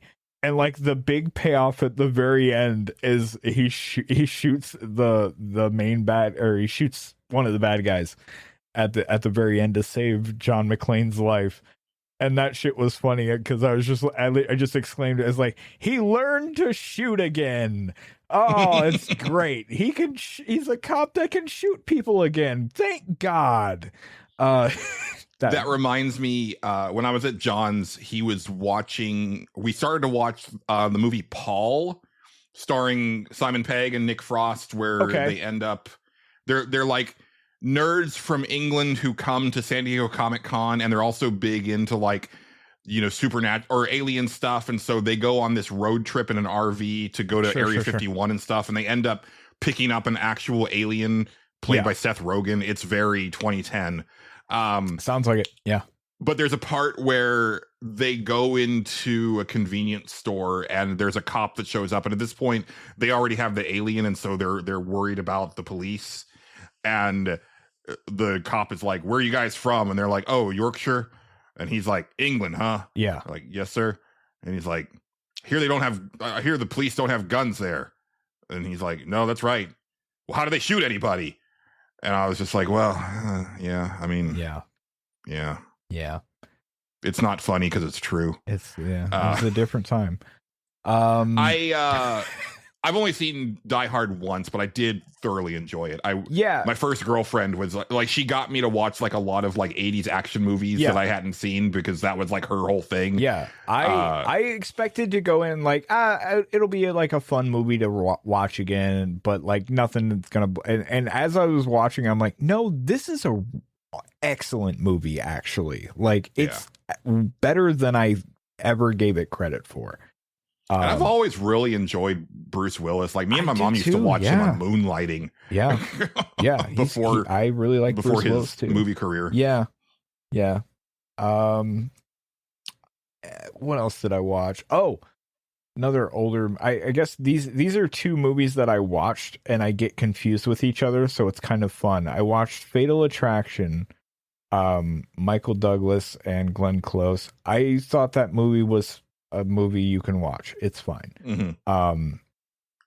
My biggest hang up with that movie is I just think, and I don't mean to bring shame to anyone.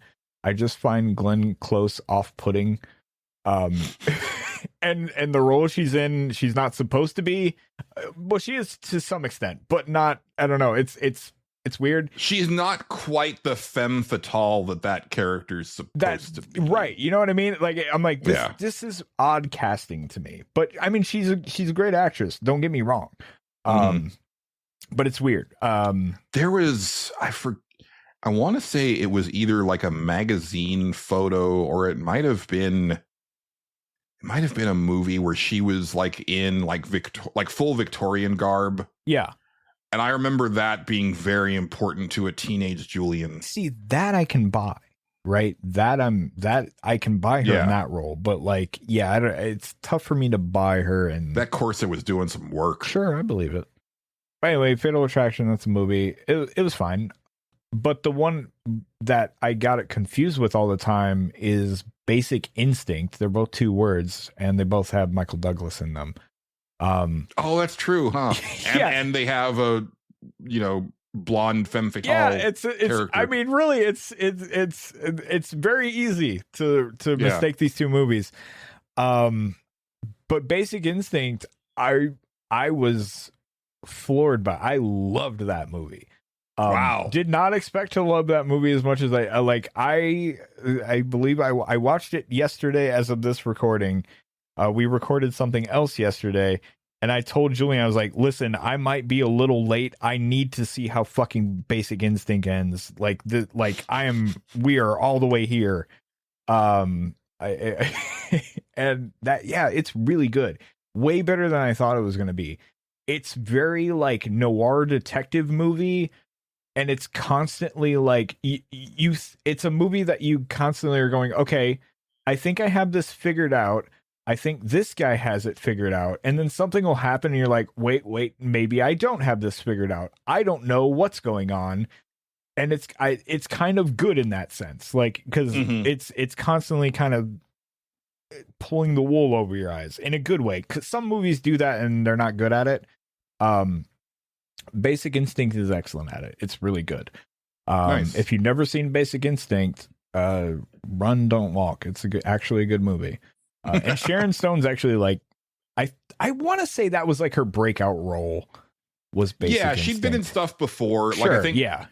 I think her biggest, like her highest profile role up to that point was the wife in Total Recall, but that it's a small part, Right. but it's an important part. Sure, yeah. But Basic Instinct was definitely like her coming she's out like that. She's made like, her the star that she she's became. actually really good at acting. Yeah, and she is. In that movie especially, she's fantastic. Really good movie. Highly recommend. What else did I watch? Didn't convince you to watch Fast 5, huh?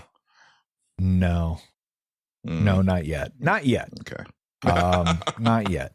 Not on that tip I yet. might complete my Fast and Furious rewatch over the break because I'm four deep now. So I just bought Fast X when we recorded that episode. So I'd like to see it, but I don't want to see it without going back through all the rest of them. I mean, I watched a movie that was probably about as good as Fast and Furious, which was Santa's Sleigh, starring Bill Goldberg. You don't need to watch that movie, but it's so bad it's kind of endearing. I don't know what it is about it. It's not a good movie at all, but it's fascinating. I forgot that in that movie they got a bunch of pretty decent, I'm not going to say big names, but they have Fran Drescher and Chris Kattan and a couple other people that I'm I recognize that person. I don't know their name. To be in the opening of the movie, and then Bill Goldberg shows up and murders them all, and that's the only scene that they could afford to have them in. So that's fine. I haven't seen Chris Kattan in a long time. I know, it's weird. It was weird. Certain bits of it don't hold up if I remember correctly, but it's the whole thing. Mango has not been around in a long time. No, they have not. But yeah, Santa Sleigh's a bad movie. Anyway, speaking of bad movies, I also watched a movie called The Resident, which Julian had never heard of, and I'm sure a lot of you haven't either. It stars Hilary Swank, pretty good actress, won Oscars or something, I'm pretty sure, for her roles. It stars the guy who played Negan in The Walking Dead, who is also an actor. It stars Christopher Lee, who's I can't believe is in this movie, but he's there. It's weird. Man, what a mess of a film. I'm assuming horror. It wants to be. It really wants to be. Its biggest problem is, okay, the premise of the movie is Hilary Swank works in an ER. She's like a doctor.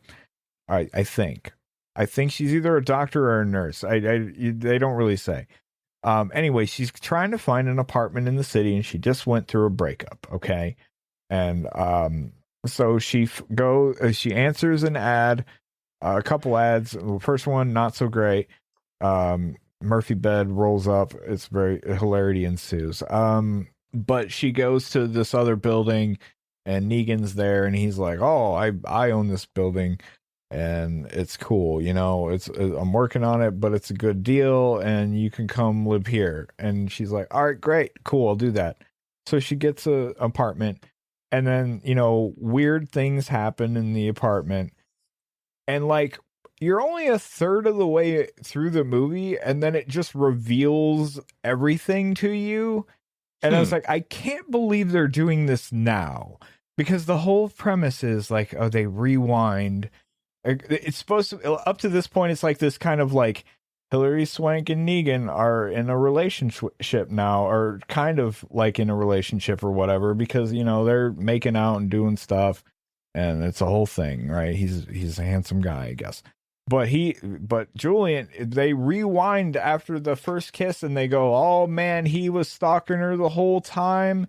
And he can the weird stuff in the apartment, that's all been him, because he's a crazy person. I was like, I can't believe you're doing this now. Like, so the rest of the movie loses all like mystery to it, because I feel like they were like, well, we need to show him doing all this weird, creepy shit, and it's like, yeah, but this sucks. So it's funny that it's Jeffrey Dean Morgan in that role, because he's who I would have cast as Omni-Man in an Invincible movie. Sure, yeah, he'd be great in that. Yeah. And the funny thing about the Invincible TV series is that they ruin the big surprise of the first major arc of the comic in the first episode, and it completely changes the trajectory of the audience's relationship with Omni-Man in a way that I think doesn't do that series any favors. Yeah, I believe that. This movie, I could not believe what I was watching when they did. I was like, this feels way too soon. Where are they going? I was like, okay, well, there will be like another twist or something, right? Like maybe they're setting me up. Okay, cool.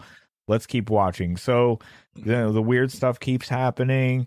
Hilary Swank sets up cameras, which immediately cracked me up, because I was like, did ADT write this movie so that they could sell security stuff? Because like it's just planted everywhere. And the guy's like, oh yeah, they're just triggered by motion and all this stuff. So eventually, I find it weird to put security cameras on the internal parts of your house. I get like putting them like in the entryways. She had one in the entryway. I think she had like 2 or 3. There was like one in the entryway, one in like the main room, and one in her bedroom or something like that. I can't remember exactly. Because that's where the stuff was happening. So she wanted to know what was going on. But see, Negan, he's got all these weird things because he knows the building, so all the little stuff in between the walls, so he can get in through there, Julian. So it's not, but eventually the security cameras catch it all. It's constantly like, I can't, like, he's in her apartment. She doesn't leave her computer locked at all.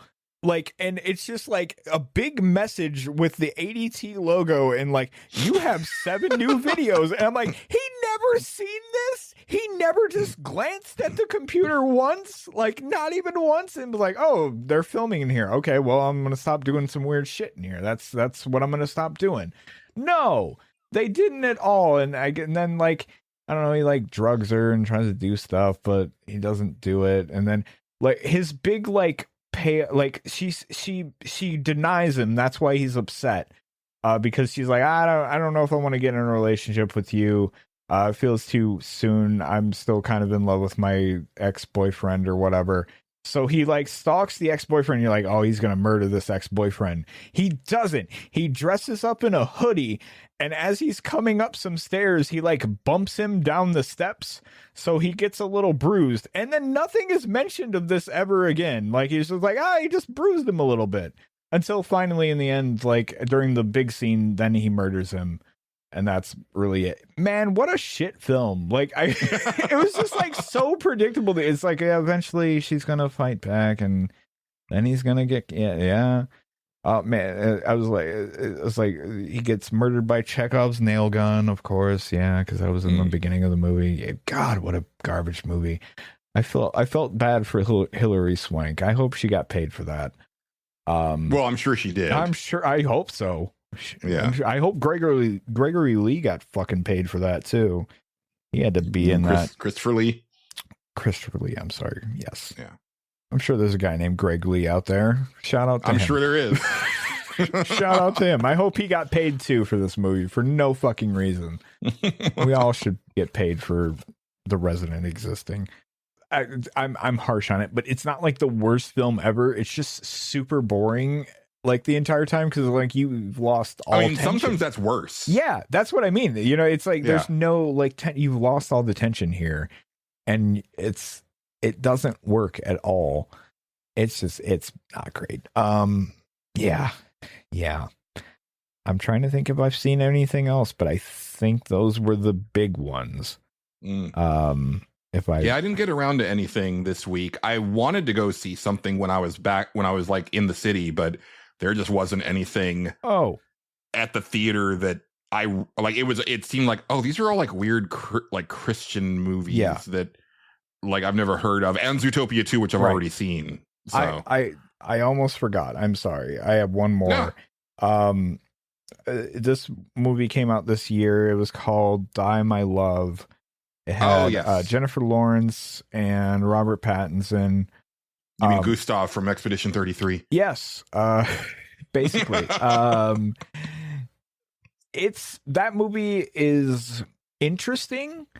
It also has Nick Nolte and the Sissy Spacek in it, which was interesting too. But oh wow, I haven't seen Nick Nolte in a hot minute. I was like, man, I didn't even know he was still alive, and he looks near death. But he was. But yeah, like it explores a very interesting topic, which is postpartum psychosis, I believe. Like she had the premise of the movie is she has a baby, and that sort of like triggers like this very like serious mental break in her, and it's sort of that's extra weird because you talked about this before the show, and I was like, oh, that sounds like you should go watch Mother, because she's also in that, and it's another weird like avant-garde kind of artsy movie, and that's kind of the same premise. Yeah, it's very weird. It's very weird. Jennifer Lawrence is really good in it. I will give. Yeah, she's good in Mother also. I think the weird part of the movie for me is it's told a little. It's told out of order, but not like completely out of order. It's just certain scenes are like not where you would think they are, and I think I'm not really. I don't know. It kind of gets hard to follow at certain points because there's a lot which I think is a little intentional, but at the same time, it's like. Okay, I don't even. There's a couple times in the movie where I was like, I really don't know what's going on right now. Like it's and not in like a cool way, like Perfect Blue. Like what is going on? What is real? What is not? Like in kind of a like I'm just kind of confused actually. Like I don't really know what's happening here. It's like I said, it's interesting topic. Very artsy art house movie. Not the worst thing I've ever watched, but definitely like one of those movies where I was like, yeah, I don't feel like I need to watch that ever again. We watched it, and that's how I felt about it. The end. Excellent.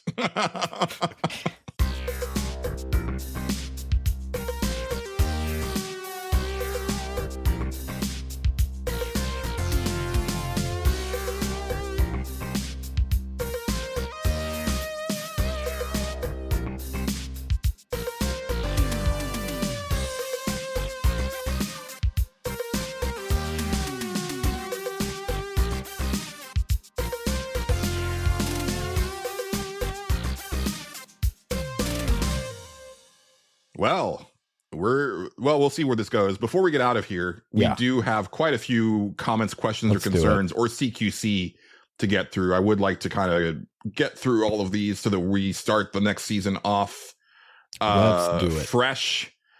Hopefully we catch everything, but we'll start with YouTube, where terrifying. Let's see. Oh no, this is fine. Hold on. Okay.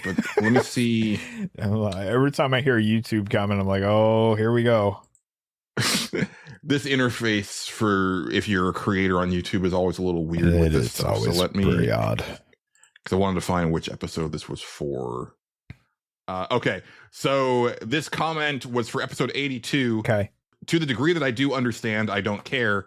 This comment is from Dennis Robertson 33. Okay. Who says, I got some NWP chills at around the 2-hour 13 mark. Nice. Okay. Because as I had mentioned, Justin, I had thrown one of the interstitial tracks from Nerds Without Pants in there just as a fun Easter egg for the OGs, and then like nobody said anything. That's fun.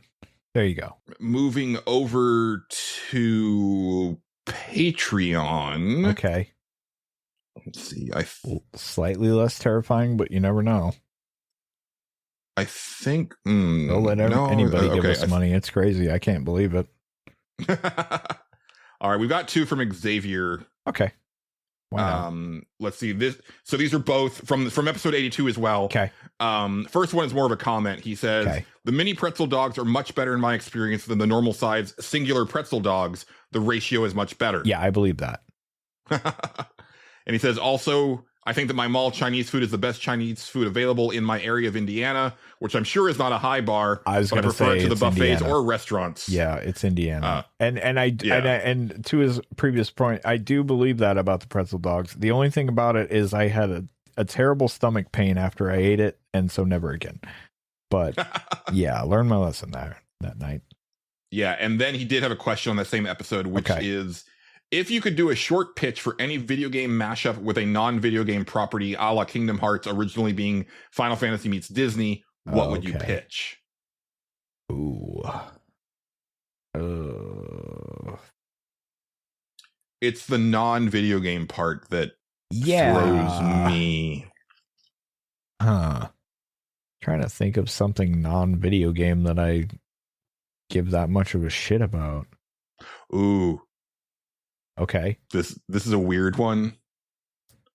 And I've only seen the first season, but after hearing Super Eye Patch Wolf go deep on the remainder of the series, Danganronpa meets Riverdale.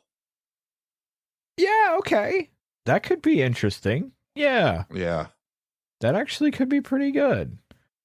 The other one, like right off the top of my dome, is Buffy the Vampire Slayer and South of Midnight. Yeah, that would work too. Yeah. Crossover stuff. Then I'm so bad at crossover stuff.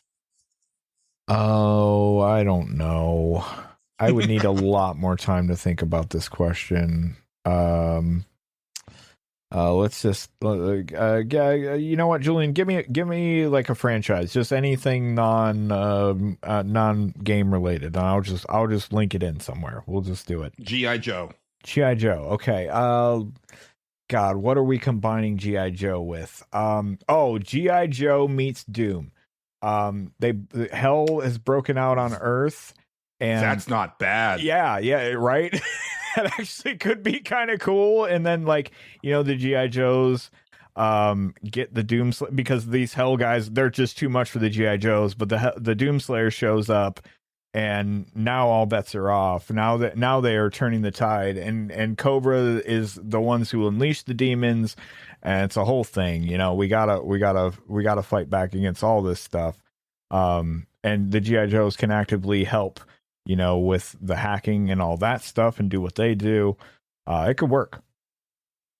Yeah, I'm into that. The Doomslayer getting to use like all of those cool G.I. Joe vehicles. Yeah, for like big set piece moments. Right. Yeah, absolutely. Yeah. I like that. Okay, there you go. I could probably do that with more, but let's not tempt fate. I struck gold on the first one.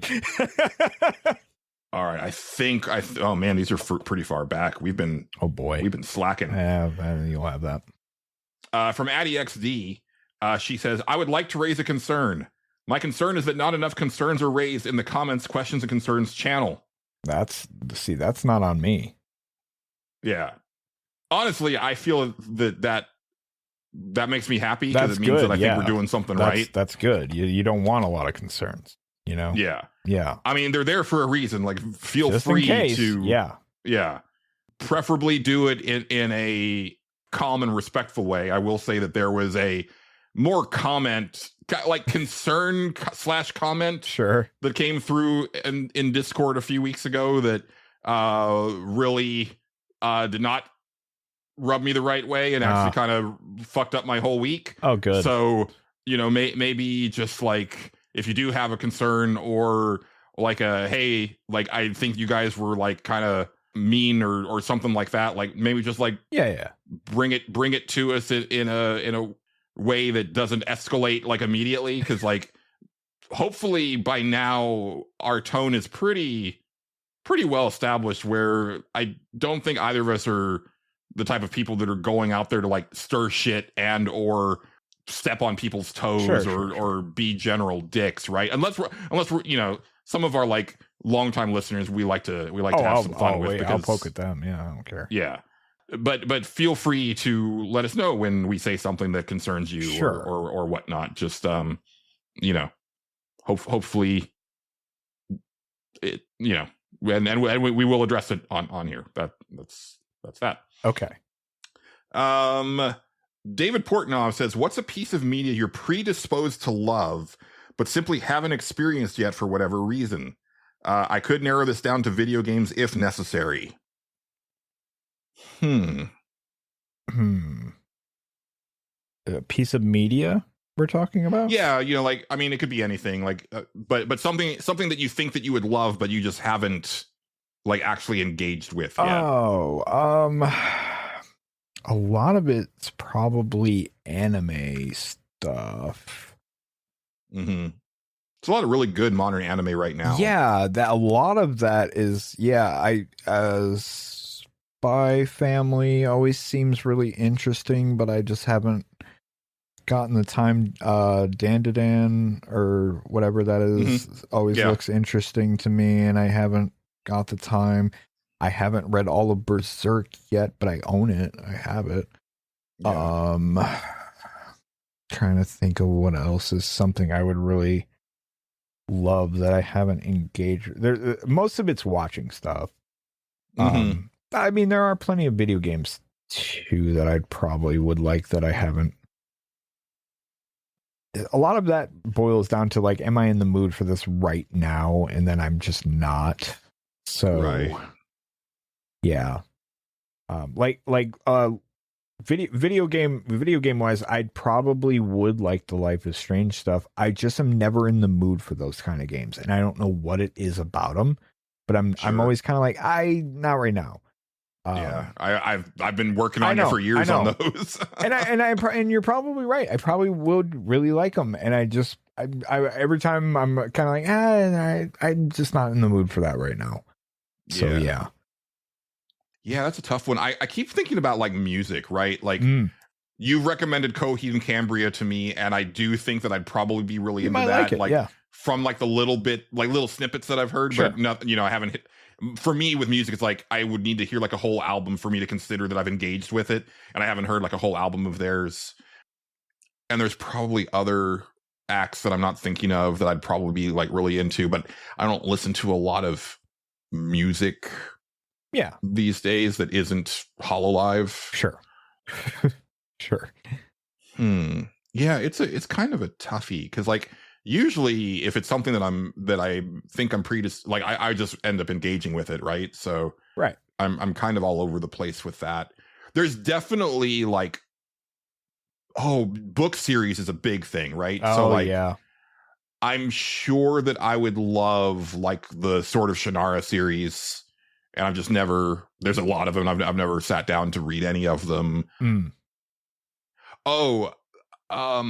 David Weber, my friend Joe in Colorado is a big David Weber fan. And he described a lot of the shit to me. It sounded really good. And I just never got around to reading any of David Weber's stuff. There you go. He does a lot of sci-fi, but with a really heavy, I think he has a military background. So you get a lot of really good, kind of nitty gritty interpersonal stuff between ranks and stuff like that. And it kind of comes from a place of knowledge. So it kind of feels more realistic, but still in a very sci-fi setting. Yeah. Oh, and actually full on genre because this is just a discovery that I've had recently. I think I'd probably get really into mystery novels, and I've never read any mystery novels other. The closest thing that I've come to is the Harry Potter series. Sure. But based on how much I've really been enjoying kind of mystery movies lately and also mystery video games, I think that would be a thing that I would really get into. When I was a kid, I used to love the Encyclopedia Brown books. Because they were just little small detective stories. Nothing serious was on the line ever in an Encyclopedia Brown story. But I always it made my brain work. And I was always fascinated by how he would solve the case and dumb shit like that. So that probably is why I like mystery stuff as much as I do a lot of the time. So, yeah. Not that that's something, you should engage with in your 30s and 40s. It's probably past time for that. But I do remember. You never know. Hey, you never know. They might be good. I don't know. Yeah. There's certain things that I kind of want to revisit from my childhood. I actually I found 3 Happy Hollister books from at Half Price Books, which my dad used to read to me when I was a little kid. Oh, they're books from like the 50s, and it's just like this big family, and it's a bunch of kids, and they solve mysteries, and I'd be fascinated to go revisit it now, because I bet there's a lot of stuff where it's like, oh, that's some 50s ass rhetoric right there. Oh yeah, I'm sure. I'm sure. Next up from Extrian, he says, so I thought I was bad about pop/soda. People always asked how I could have it in the morning. Answer easily. Yeah. How could I drink it after working my ass off in the equivalent of 160 degrees? Answer, probably the main thing that kept me going was dreaming of sipping that cold soda after the job was done. Right. Very few lines, but one is during sweet desserts, unless we're talking a float. Today I saw my buddy at work sipping Baja Blast Mountain Dew before taking spoons of Raisin Bran. I should clarify, he was using milk. Yeah. I couldn't believe it. He said he needs pop while he's eating. Cereal is like the one thing you kind of don't need a drink with, right? If anything, maybe coffee? I don't know. This seemed crazy to me. Thoughts? Does anyone really drink when eating cereal? Oh, that's his question. Okay. Yeah, coffee listen. Then when they would put on those commercials back in the day, they would be like, it's part of a balanced breakfast. Do you remember that bit? Yeah. Everything was part Lies. of a balance. It was, don't get me wrong, but it was part of a balanced breakfast. And when they would show this fabled balanced breakfast, there would always, if it was a cereal, there would always be like a glass of orange juice. And I feel like that's probably the answer. Coffee for adults, possibly, depending on what you're going for, but possibly orange juice. Now, I'm not saying that goes with every cereal though. There's definitely cereals where that would not work, or you just drink a different flavored milk. That could possibly work. You just drink more milk on top of your milk, and for lactose intolerant people, then it's a fucking disaster, but you deal with it. Balanced breakfast and all that. That would be my answer. I do kind of agree that you probably don't need a drink with cereal, because the drink's right there and you drink the milk afterwards. Cereal milk's pretty good. Yeah, I normally wouldn't drink anything when I have cereal. Sometimes if it's got like a real bad aftertaste, then I might have a glass of water just to kind of like cleanse the palate. But it's not a thing that's like a deal breaker. I do remember as a kid at least once that I poured orange juice on like cornflakes, and it was pretty good. I believe it. I don't doubt that at all. So I do think that orange juice is probably the right one, but again, aftertaste. Not every doesn't work with every cereal, I'm sure. No. But I'm sure that would probably be like the more mild option, right? Yeah. But besides that scenario, I am kind of with X3, and it's like I'll they're sugar free now, but like I've always been like I got to start my day with a soda. Sure. So I will usually have one. Like I do. A lot of times I'll have like a McDonald's type breakfast or something like that, and so it's I'm ordering like a soda. Like I don't drink coffee. I don't drink coffee either. Well, that's not necessarily true. I like, if I'm gonna drink a coffee, it's practically a fucking milkshake. That's how I drink coffee, as has been exercised on this show in the near past, future. Whatever. Yes. Near past future, we'll call it that. That did happen. But yeah, I've never been that. Honestly, if I'm being completely honest, I'm in this weird camp of when I'm eating, I don't actually drink anything. Interesting. Yes, and it's been noted by a lot of people. Because constantly you get something to eat and they're like, okay, well, do you want a drink or anything? Like, obviously you want a drink, and I'm like, no, I'm good. I'll get that afterwards. That's what I drink. That's how I wash it all down. But I do it afterwards. While I'm eating, I'm like, no, we focus on this first and that later. Like I can't do both at once. That's too much. Oh, I at least need a glass of water just in case. Yeah, a lot of people do. I know I will have a drink on hand a lot of the times, but I don't usually drink it unless like you just said, in an emergency. So yeah. Interesting. Yeah. I think, Justin, for this one, you might actually need to go into the Discord because I don't think it's going to work otherwise. Oh boy. Okay. It's a. I was just on there, so that's fine. It's from December 2nd from Philip because I think you need to see it in order for this to work. All right. Okay, this one. I'm going to guess it's the Wisconsin thing. Yes. All okay. Right, great. So Philip says, I was just listening to something and they said a name of a town in Wisconsin. So I present Welcome to Wisconsin, where I give you 5 names of cities in Wisconsin to see how badly you butcher their pronunciation.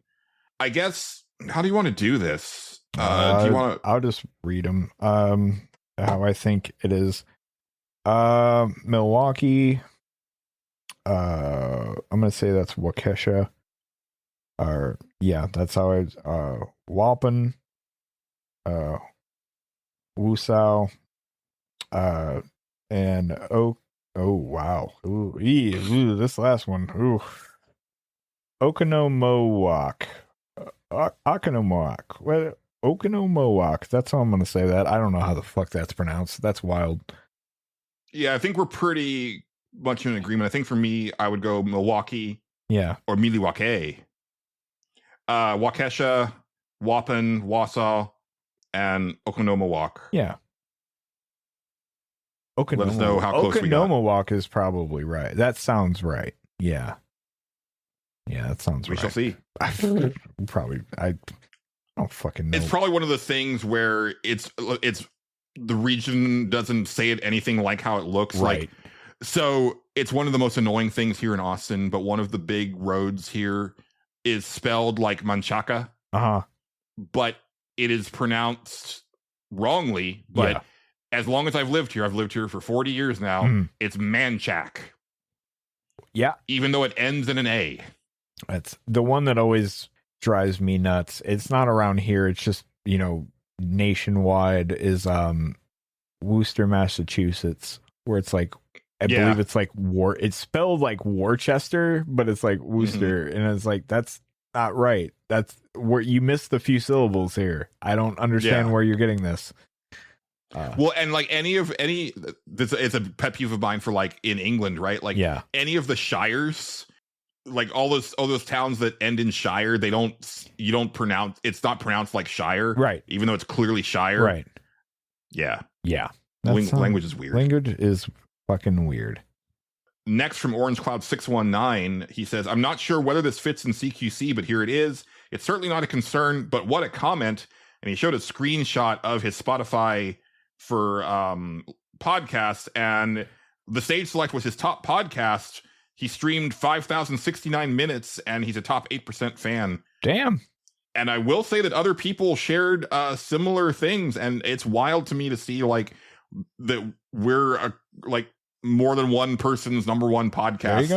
There you go. It's kind of crazy to me. There you go.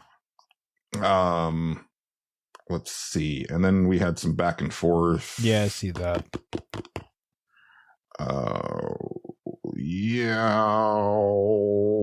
This is why we have comments, questions, concerns, discussion.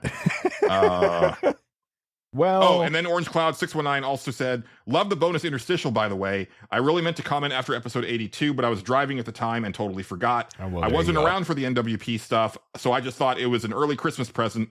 Nice. Oh, there you go. Yeah. Neato. Oh, we're getting to the end. Yeah, we are. Next one from Xrian. What's your opinions on puns in gaming or anything really? From game titles to journalism to food items on the menus at a restaurant.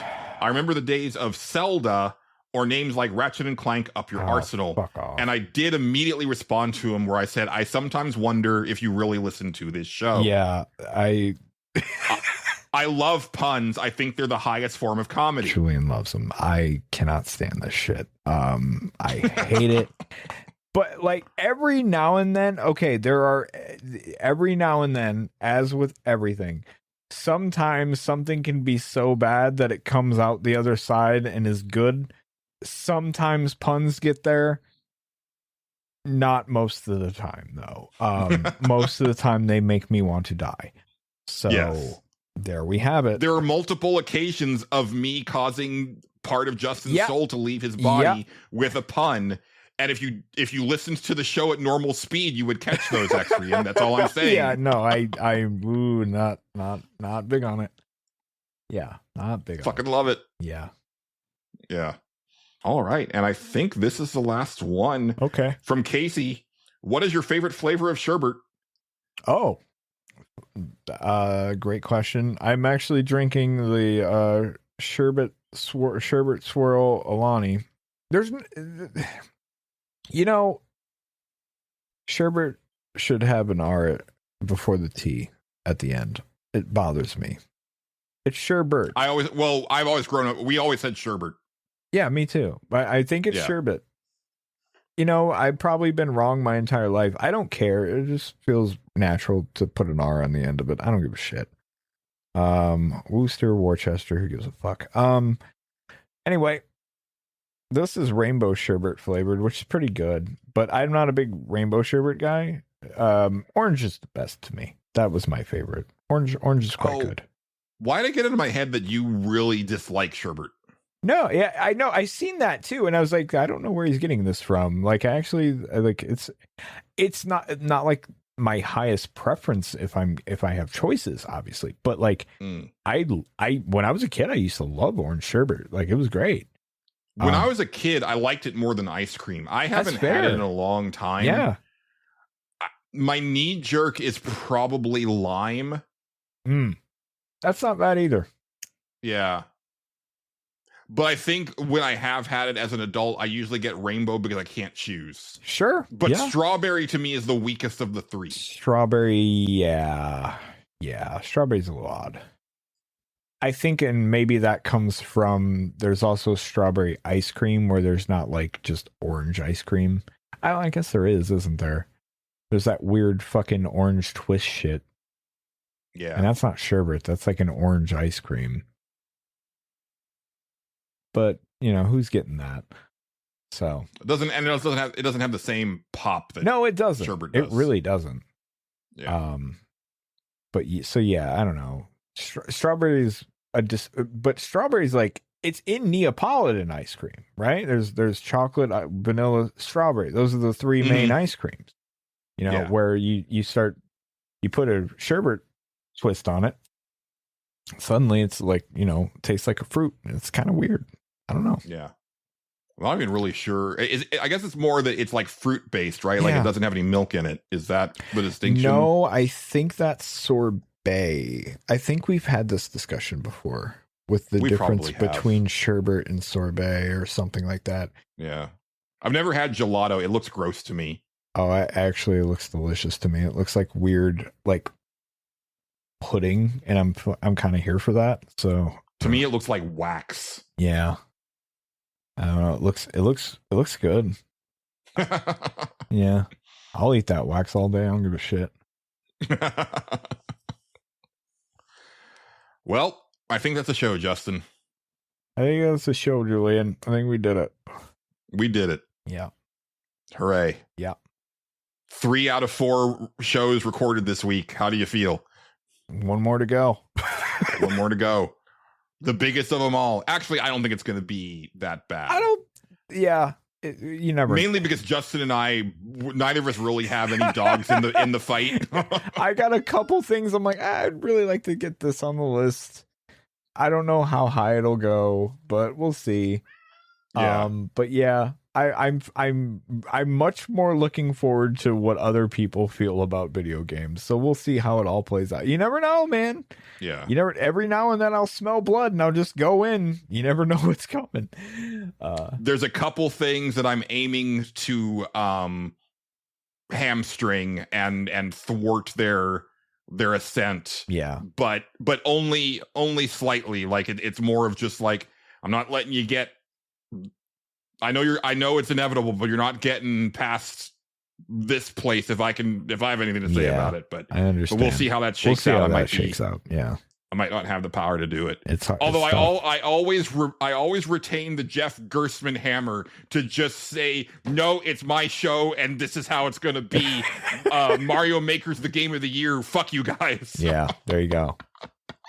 No, I would never do that. Yeah. Okay. Yeah. Thanks as always to the wonderful Megan McDuffie for our theme song and interstitial tracks. Once again, another reminder to check her socials for her tour dates for 2026 if you're interested in seeing if she's coming to your neck of the woods. Thanks to friend of the show, John Gholson, for being our announcer and providing us with our logo and artwork. Reminder that Man Finds Tape is available for rental and purchase on VOD everywhere. Good. Check that movie out. Let him know that we sent you. But that is going to do it for this edition of the Stage Select. I've been Julian Titus. He's been Justin Ham. We've been the Stage Select. Signing off. Uh-huh.